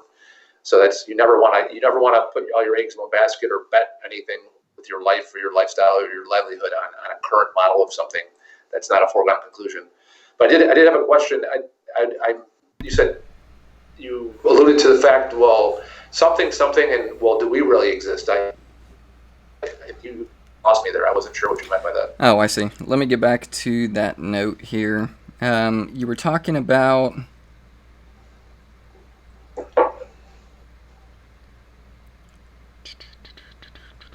You said there's no sufficient evidence that everything that begins to exist has a cause. So what I'm drawing from that is, if there is no sufficient evidence to prove or to show that everything that does exist has a cause, then what that means is you don't even know if you exist yourself. Why? Because you don't even know if you're here. Why? Well, you know that you exist because you had a cause, which means you had parents. You came from your parents. You know that you had a cause. Your parents had a cause. Their parents had a cause. Their parents had a cause. So it's an infinite regression back to a singular point. So what I'm saying is you have to take the position that at least you know that you exist because you had a cause. That's my only point that I was making there. Okay, I got it now. Okay, so Aristotle actually had a helpful way of thinking about causes. He said there was 4 different aspects of the creation of something. There was efficient cause, material cause, formal cause, and final cause. An efficient cause is the action or entity that's responsible for bringing something into existence. Think of a sculptor and chiseling. Material cause, previous existing material, something that's created out of wood, marble, etc. Formal cause is the form or shape, and the final cause is the purpose. My existence my parents were key in rearranging the atoms into me, but that material existed before me, perhaps eternally. A table, it's a nice table, there's lacquer, there's nails, there's wood, but that material existed possibly eternally before that. The carpenter just put that together. The atoms grew in a tree, and the carpenter cut the tree down, and he assembled that. My parents basically donated their DNA and formed me, but those atoms existed. So that to say that was a cause, it's not really a cause, it's a rearrangement. They caused the atoms to be rearranged, if that's what you mean by cause. But those atoms were pre-existing. That energy, the atoms, the molecular structure was pre-existing. So I think that's a point of contention. I think we have to think about it a different way. With cause, there's, like I said, the first law of thermodynamics, there's energy, there's matter. It's never destroyed or created, it's rearranged, it's recomposed. So yeah, my parents didn't necessarily cause me. They caused the rearrangement. I guess you can go that far, maybe. No, I hear you. I still think so. This isn't a slam against you. I promise you, it's not. But I was actually William Lane Craig did he did a video that was literally called "The 10 Worst Arguments Against the Kalam Cosmological Argument." This was one of them, and his reasoning against this is simply saying, like, if you really believe that you pre-existed the effect of your cause, which is essentially what you're saying, the atoms that produced you came from somewhere, it was just a rearrangement of the atoms that already existed, then what that actually means is you were in a pre-existent eternal state. So what William Lane Craig asks, and I think it's a pretty valid question, is where would you have actually been in the Jurassic period? I mean, where were you? If you actually pre-existed your own existence and as atoms that were just rearranged to make who you are now, and that's the position that you're taking as opposed to you don't know that you actually exist, I would ask you, where were you? But obviously it's your time to ask. That's kind of rhetorical. Well, like the famous Lawrence Krauss, I think it was a lecture, not a debate, but he said, and actually Star Wars actually used this. Years later, they actually used this in the one Star Wars story. I don't think it was one of the episodes, but it was on this.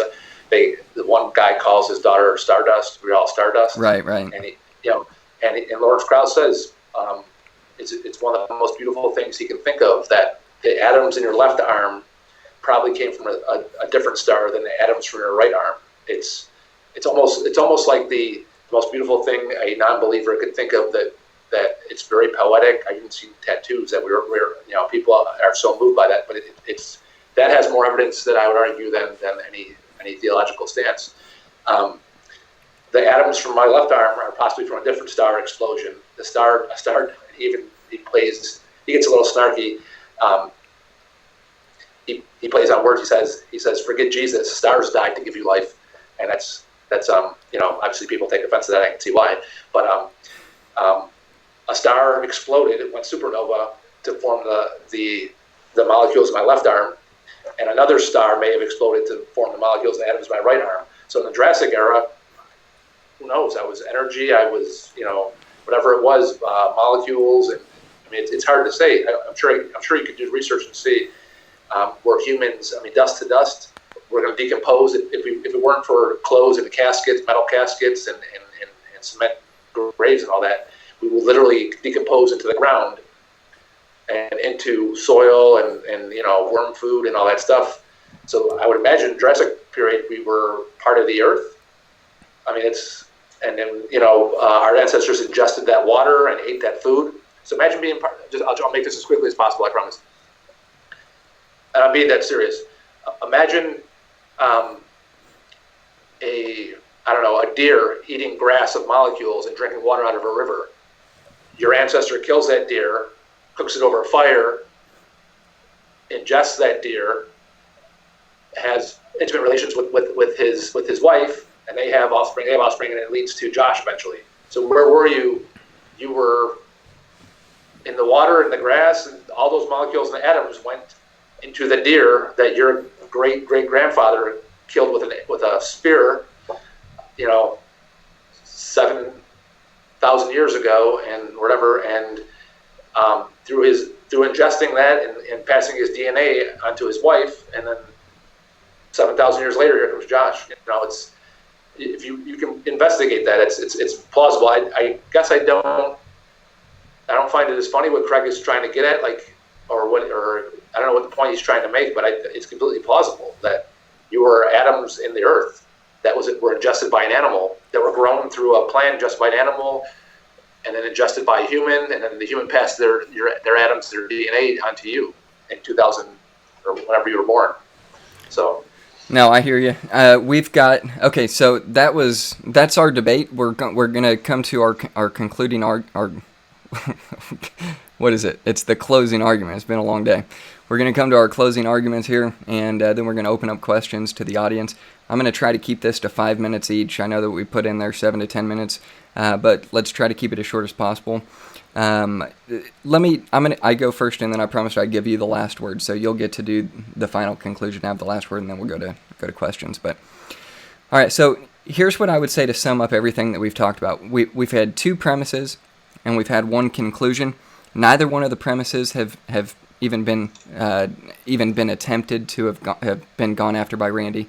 You don't even have the conclusion that has been gone after by Randy. Rather, instead, what you've had is you've had plausible alternatives to what the conclusion of this argument is, and you've had refuting arguments against the deductions that we've made from this argument that God has to be that first cause.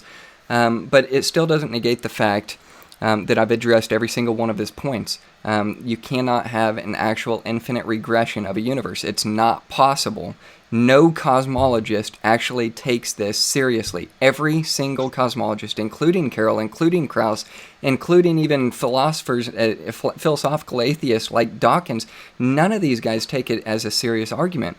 The best alternative that they can come from is what you heard as the final alternative, which is pantheism, that we are all each other, and one of the greatest things that we can imagine is that we came from stardust. Well, I think that I can do one even better. What I'm saying is even better than that is the alternative that has not even been refuted tonight, that not only was there a first cause, but the probability of this first cause is actually the first mover. He's the creator of the universe. He's the one who is described that I read from in Genesis chapter 1, verse 1. He is God. He's the God that we're arguing actually exists, and he's the God who created you personally, not from stardust, but from what we call the human genome and genetics, that I think leads to an even greater debate that maybe we can have at some point, which would be the fine-tuning debate. I mean, we talk about all these things that are in existence, and we're talking about where it came from tonight.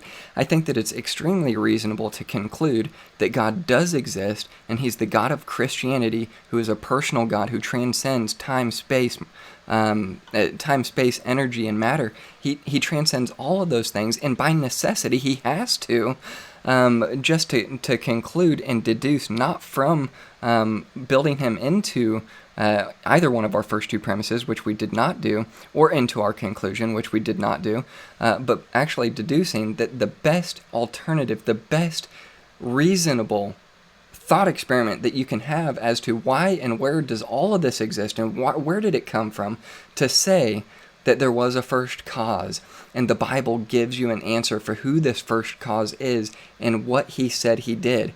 Now, one of the greatest thought experiments that you can actually do at home is, if there is in fact a God and he wanted to communicate to me, how would he do it? Well, the way that he's done it in so many different ways, but one of the primary ways is he's actually written you a book, and in his book he's told you exactly how this whole thing came into existence. And out of all the things that science is doing, all we can tell is that it's catching up. All the alternative theories that we've heard tonight, Randy doesn't even espouse to him. He just says, hey, this could we don't know where we're going to be in 20 years. We don't know where we're at now. And what I'm saying is, even the argument that Randy used for an efficient cause, which came from Aristotle, that efficient cause is one of the greatest arguments that Randy himself should accept and believe, that God does exist, because you do not get a chair, you do not get a human baby without a first cause. And I'm saying right now that the first cause of the universe came from a mind of an infinite, all-powerful, spaceless, timeless, immaterial, personal God who loves you and died for you. That star did not want to have a relationship with you, as was espoused earlier. The greatest thing that has ever happened in the humanity of mankind, the history of the humanity of mankind, is that God came and became a man and suffered and lived and died so that you don't have to, so that he can have a relationship with you because he loves you and wants to get to know you. Wants to get to know you. That sounds so cheesy, but it's true, guys. I mean, seriously, like, out of all the gods that we can imagine, out of all the gods that are purported and espoused to and proposed by other religions, there's only one religion who says that God actually came down to earth and became a man and lived and died and rose again, and that's the God of Christianity, and it's the same God who espouses that he created all of this. That's why it's reasonable to conclude that the premise 1 is true and has not been refuted by Randy tonight. Premise 2 is true and has not been refuted by Randy tonight, and the conclusion is true and has not been refuted by Randy tonight. Therefore, if you are reasonable and you're going off of just what has been refuted and what has been concluded tonight, it is reasonable to conclude that God exists. Randy, I'm going to turn it over to you, and you'll have 5 minutes for your closing statement, and we'll go from there. Okay, thank you. And again, just to reiterate, I'll make it quick. Premise 1, everything that begins to exist has a cause. It may be true in our local presentation. It does not mean there's not sufficient evidence. Does not mean that it's true everywhere. And again, we have forces and laws of thermodynamics that say that things are not created or destroyed, that they're just rearranged. So something that begins to exist has to be created ex nihilo, out of nothing. And we have no example of anything being created out of nothing, or beginning to exist out of nothing. And I think that's a major point. You have two possibilities. You have something created out of material, something created out of nothing. We have no example that things exist that begin to exist out of nothing, and that's what the basically the Kalam Cosmological Argument is proposing, that something came out of nothing. Everything that begins to exist in our experience, in our reality, in our local presentation, has come out of material. So one thing I wanted to bring up was creation ex nihilo, which is creation out of nothing. It's Latin for creation out of nothing. It's pure speculation. It's not something we ever had an experience with or of. Anything that we've ever seen caused to begin existing has come out of previously existing material. A table, a baby, a chair, a sculpture out of marble. So that's something that is very important. Anything that we've ever seen to be caused to exist has come out of something else. Nothing has ever come out of nothing. You can't cause something that does not exist to do anything, let alone start existing. So everything that we've seen has a material cause. It's Latin is creatio ex materia. That means creation out of material. It's a rearrangement of material. So that's very important. So it's not speculation. That's exactly what we see. We see a rearrangement of material. Anything that's caused is caused to be rearranged. It's not caused to come out of something out of nothing. Even the Big Bang Theory talks about basically energy and something starting and then expanding. And I proposed other optional competing hypotheses currently that have they lack the same amount of evidence that the Big Bang Theory lacks. There's no empirical evidence for Big Bang. There's no empirical evidence for multiverse, for simulation theory, for the bouncing cosmos theory. So that's basically how I would sum it up. Is everything that begins to exist has a cause that has to be demonstrated. And it has to be demonstrated not only that it has a cause, but it has something that's not a material cause. It has something that's not a rearrangement of material, of pre-existing material. And like I said, even Big Bang had material in it that it either exploded or expanded according to the theory. So it did not begin to exist out of nothing, which was what the Kalam Cosmological Argument and Christianity basically presupposes that it began to exist out of nothing. God spoke it into existence. Everything in our experience in our local presentation is something that has a cause, has a material cause. So I would leave it at that. Sweet. So I think there was some new material introduced there, but that's neither here nor there. I'm going to put both of us up on the camera and see if we can get to some of the questions. For those of you who are still viewing live, I'm going to give you the first opportunity. It doesn't look like I had anybody do the message thing. If you did, type it in the comments, because for whatever reason, maybe I just don't have anybody using the voice message feature yet. Hopefully that's going to catch on at some point. But here we've got the first question. This is going to be from Matt Chisholm. He says, how does he overcome the impossible of an infinite regress? So I would guess that is going to be addressed to you. Randy, how would you overcome the impossibility of an infinite regress? So that's basically saying that we could never get to today if something was infinitely, or no, that's what the eternal theory. If something's eternal, then we can never get to today. Infinite regress is what caused the cause kind of thing. If we keep going back and back, and that obviously would apply to a deity too. If a deity created us or caused us, what caused the deity? The deity just appeared one day out of thin air. So it's something we don't know. I know that our local presentation is temporal. What's beyond that? What happened? If it's something that's cyclical, it's cylindrical, it's like I said, it's expanding, contracting. I don't know, but I know our you can only speak to what we can only speak authoritatively or intelligently to what we can observe here locally. So I'll try to. I don't know if I'm really answering that. I'm trying to think that addresses a regress. I just don't. I don't think so. I get a better way with knowing what we know now about vacuums, black holes, things like that. I don't know that we can say there's like the infinite regress would apply to something outside of our local time and space. It's all pure speculation at that point. So what I would say. Yeah, go ahead. I'll say that's probably a better way to address the actual question. I see. So the way that I would answer that is to start with premise one. Premise one says anything that began to exist had a cause. So we as Christians do not believe that God actually began to exist. He's from eternity. So it wouldn't be a contradiction to the first premise. In fact, the whole deduction from premise one, premise two, and the conclusion is that in order for anything that exists to come into existence, it had to have a cause, and because it had a beginning, that cause would be transcendent to the actual material that it is. So when we look at events, we look at parts, we know that it is an actual impossibility from all mathematicians and cosmologists who actually, outside of theory and abstract thought, admit the fact that an actual infinite is impossible, which is what Matt is addressing through an infinite regress. It's impossible. It does not exist. Even if there are multiple universes, even if there is a mother universe, even if there are baby universes, even if there's fluctuation, even if there's black holes, even if there's cosmic vacuums, it doesn't matter. You've still got the beginning.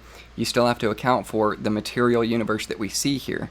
The material universe that we see is space, time, matter, and energy. There has to be a being that is spaceless, timeless, immaterial, and all-powerful. And it just so happens to seem that the answer to bringing all of these things into existence is the God that Christianity worships. And I think that's the reason why it's the best alternative to what Randy has presented here tonight. But let's see here. Rationalism. Let me see. We've got a... So John Nansen, I'm not sure if this is that relevant to what we're talking about, but you can take a stab at it if you want to. He says, why is there memory, and what is memory, especially if there's no point for it? You do your best with that one. I'm going to go to some other questions that we had before that, and should get a little better from there. Yes, that's the question, is there a purpose to life kind of thing, and I've dealt with that before in conversations.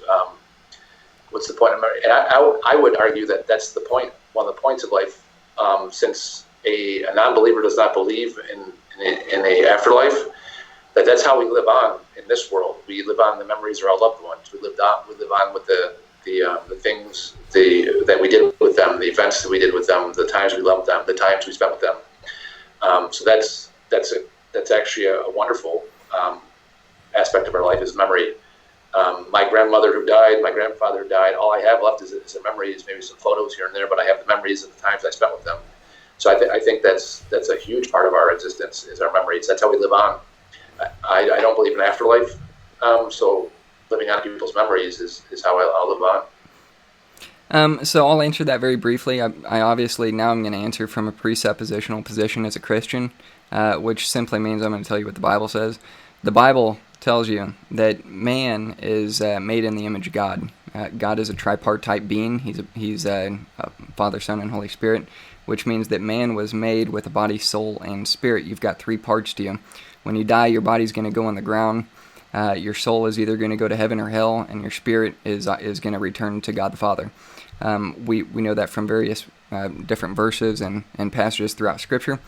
But the Christian believes that you are an eternal being from the point that you're created. You're not pre-existently eternal, which is what is espoused through stardust theory.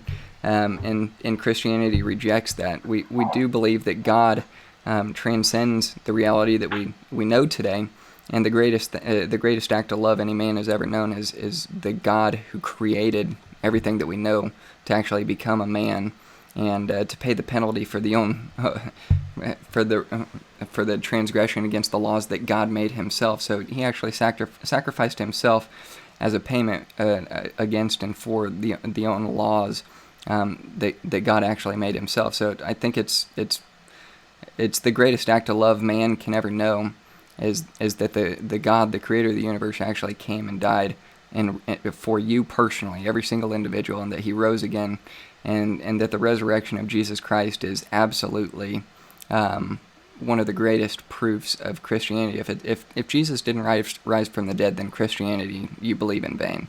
And that's what it comes down to. That would be a whole other debate in and of itself. But let me ask you this. We'll see how long you want to go. But I know that you said that you would reject the Big Bang and accept an infinite universe. Or do you accept the Big Bang but account for the Big Bang within an infinite universe? And then that'll lead me to the second part of the question. Yeah, the latter. So the Big Bang was in our local presentation of our universe. That the Big Bang. Right. Okay. No scientist is saying the Big Bang created the cosmos. It's saying the Big Bang created our local universe here. Right. Okay. We can observe. So even with that model, you would say that there was an expansion, there was an explosion, which is called the singularity. The question is this: what made the singularity expand and explode into the Big Bang? What would you say that was? It would be an event. So it could have been in the multiverse hypothesis. It could have been another universe pinching off. Basically, in the balancing cosmology hypothesis, it wasn't really a bang. It was as far back as we can go to the tight contraction, and it's expanding, and it's going to come back. And who knows, thousands of years it'll come back. So that balancing cosmology is that instead of a bang, it was at the contracted state, and it's now expanding. And we have evidence that obviously it's expanding. So yeah, that's and when I quoted that Juliano Neves from the Brazilian Institute, that's what he's saying. He said that that the original singularity may never have existed. So here's what my response would be to that. I would say this. I would say that there absolutely was a singularity. The singularity itself, no matter if there's infinite universes, even though we know they're not actual, even if there are other universes that hypothetically made this one that caused a Big Bang, you would call it fluctuation, you would call it expansion, whatever term you're trying to use, there's still a singularity for the beginning of this known universe. We know that. We're calling it the Big Bang. Locally, yes. So for the known universe that we've got, the singularity point is when the laws of physics would have actually been brought into existence. They did not pre-exist this universe before that singularity. Now, the reason why the multiple universe theory is impossible in actuality is for this point right there. You cannot transverse even a single particle across from one plane of a universe to another without destabilizing the universe that would come into existence. What that is saying is you wouldn't exist here today because it would be so destabilized that you would have chaos theory. Chaos would ensue. Every particle would have you would have no stardust. It would just be absolute chaos. But what it's saying is it goes even further. It says it's literally in the name, the singularity. It's ignoring the entire thing that is the hypothesis based on a theoretical regression of known expansion data into a singularity in the first place. So what's known of said theoretical entity and the expansion of the universe is this: either it's the only entity in the known universe with a fundamental property of immediate and almost unimaginable expansion, actuation upon existence, or the said singularity must have been acted upon by an entity outside of itself.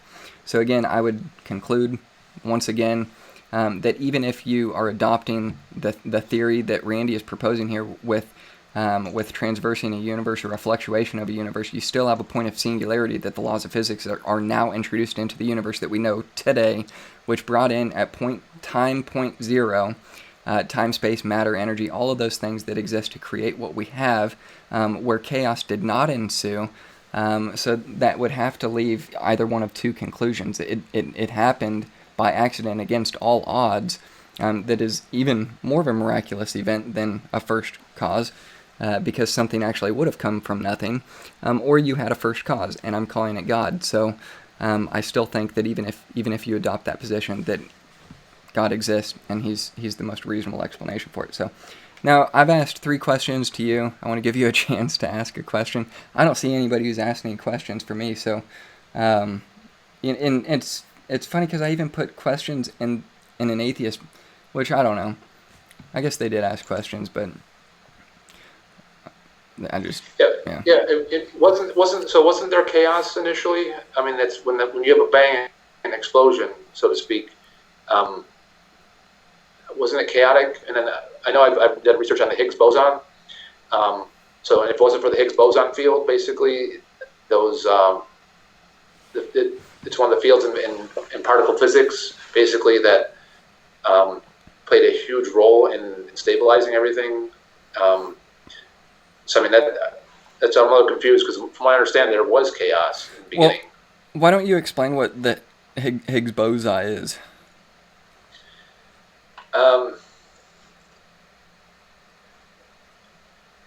Yeah, so it's just looking it up. I don't have it off the top of my head, but it's an elementary particle in the standard model of particle physics produced by quantum excitation, basically, of the Higgs field. Trying to get down to the. I just recall from looking into it a while back that it was called like the God particle.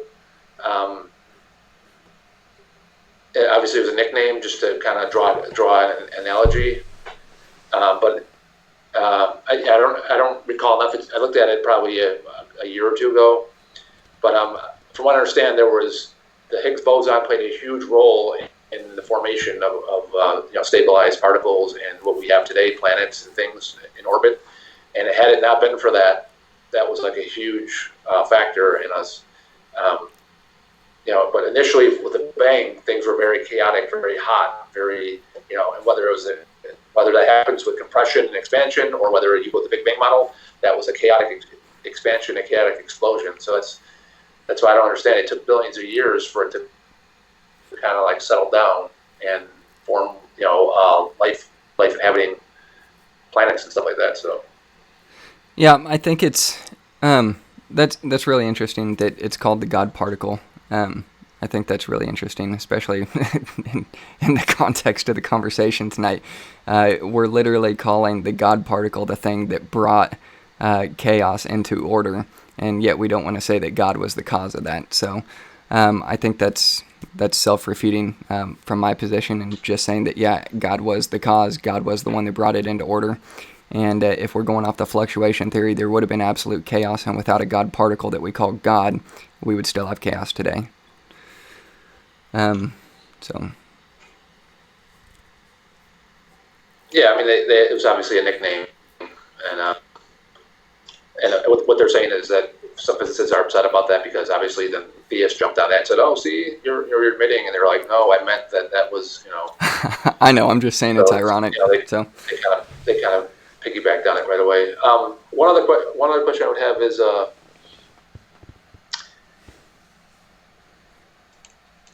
let's see. So what will convince you that there is currently not enough evidence to warrant belief in any deity? What would be? And I have one request before you answer that. So basically, what would convince you that there's not enough evidence to believe in any deity, any proposed deity? And well, actually, let me leave it at that. I don't want to poison the well. I don't want to give you, because people often say the one thing that's impossible, and it kind of messes it up. But what would be something that would convince you that there's currently not enough evidence, not conclusive evidence to believe in to warrant belief in the deity?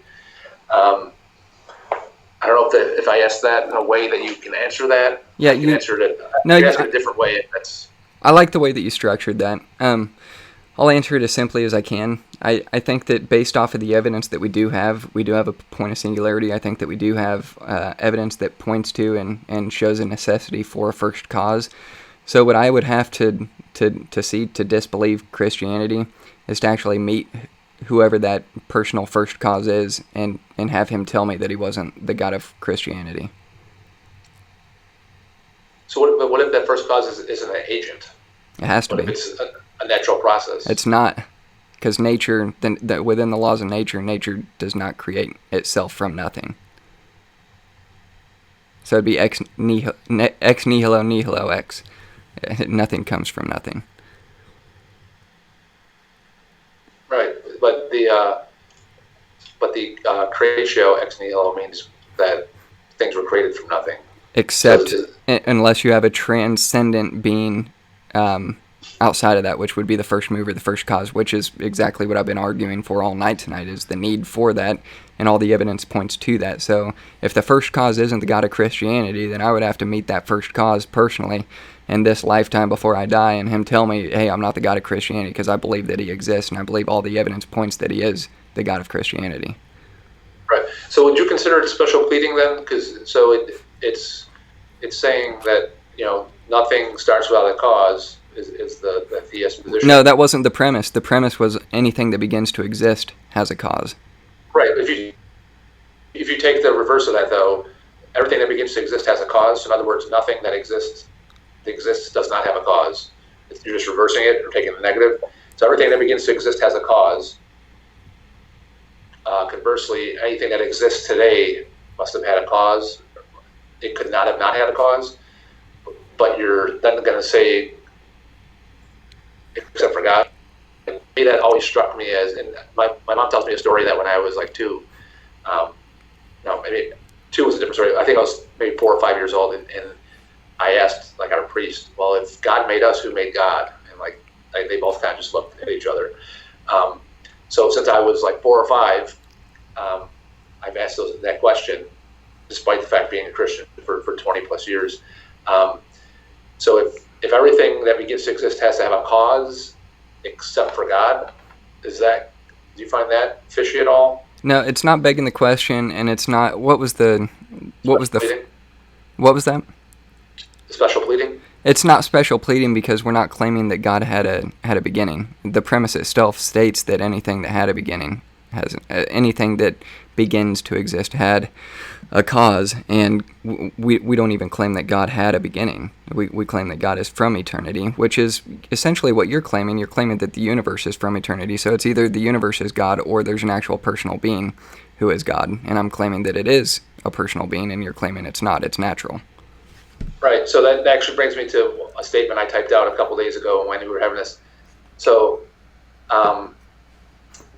God can be eternal, but the universe can't be eternal.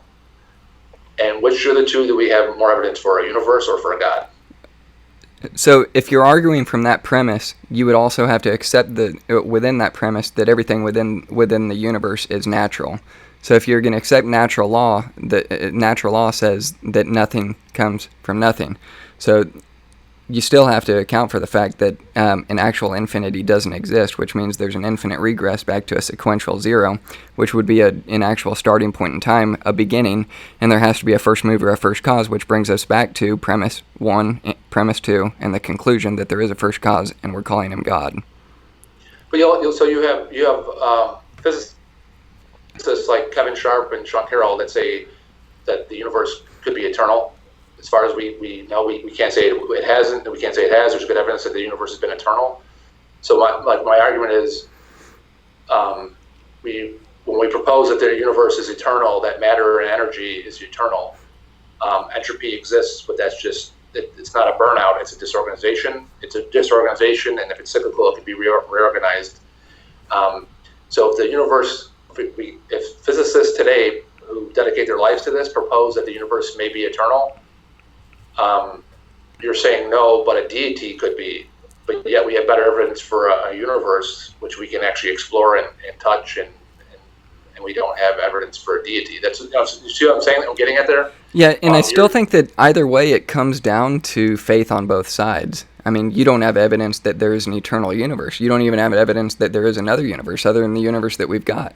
So either I have faith that there is a first cause of the universe that we do know based off the evidence that we do have, that nothing comes from nothing based off of the law of nature, based off of the law of thermodynamics, based off of all the things that we can see and examine and weigh out the evidence from what we do know rather than based off of theory that there could be, we just don't know, but maybe we'll discover it later. Based off of what we do know right now, if I had to make a decision right now and I were to die tonight, I would say, you know what, there has to be a first cause based off of the evidence that we do have, not based off the evidence that we don't have, or the evidence that we hope that we'll have in 20, 30 years.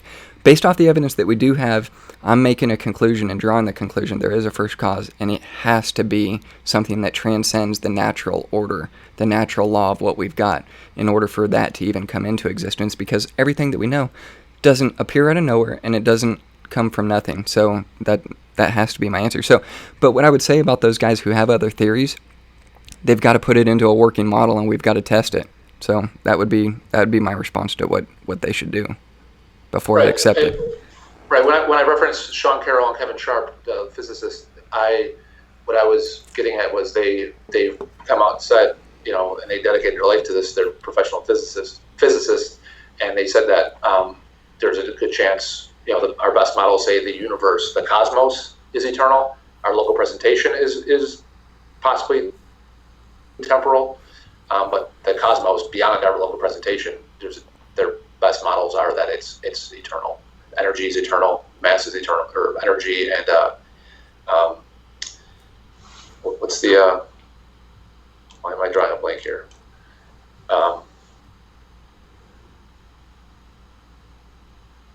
Basically energy. So the energy in the cosmos, as best we can tell from the best physical models we have, it's eternal. And like I said, locally, it's the leading theory is that there was a start to it. It was finite, but right. So I think we're kind of arguing in circles here and repeating ourselves. I mean, you've still got an argument for an eternal universe, but I don't believe that those guys have even put it into a model. If they have, it's got to have been within the last 6 months, because nobody's made a model of an actual infinite universe that works. Nobody has. Right. So they're saying that if you can't prove that the universe is eternal and you can't prove it's not, the time to believe that something is eternal or whatever is when there's evidence for it. So the time to believe in God is when there's evidence for it, a deity and that. But I see what you're saying. But do you see what I'm saying here? It seems like the argument that you're making for an eternal universe that created the universe that we've got is begging the question. Because I think that what you're looking for is the God that is the explanation of the eternal universe that I'm offering, that I'm saying is the most plausible explanation for the answer that you're hoping someday they're going to find. What I'm saying is that's who created the universe that we've got. But I don't see where you get to a who or a what or an agency. There's no evidence that it was anything personal. or there's an agent that did it. Nothing in our experience points to an agent or anything personal. Well, the personal part of it would either come down to one of 2 points. It would be an abstract thing, which, could be a number, and we know that numbers do nothing. That would be an abstract thing, which is a personal attribute, or it would be a personal attribute of an unembodied mind. An unembodied mind with a will, which we would say is a free will, who could do according to as he pleases. If it wasn't a free will, it would be determined, which would mean it had to been determined by something other than itself. And even in polytheism, even if you were to say that there's multiple singularities or there's multiple deities that could have caused creation, it doesn't even if you look at religious texts like the Bhagavad Gita or Hinduism, any of these other religions who espouse polytheism, if you adopt that, it's what I'm trying to do is draw a comparison to other universes. Look at these deities as universes. You're saying that this universe came from other universes. I'm saying this universe came from God, or all these universes came from other universes.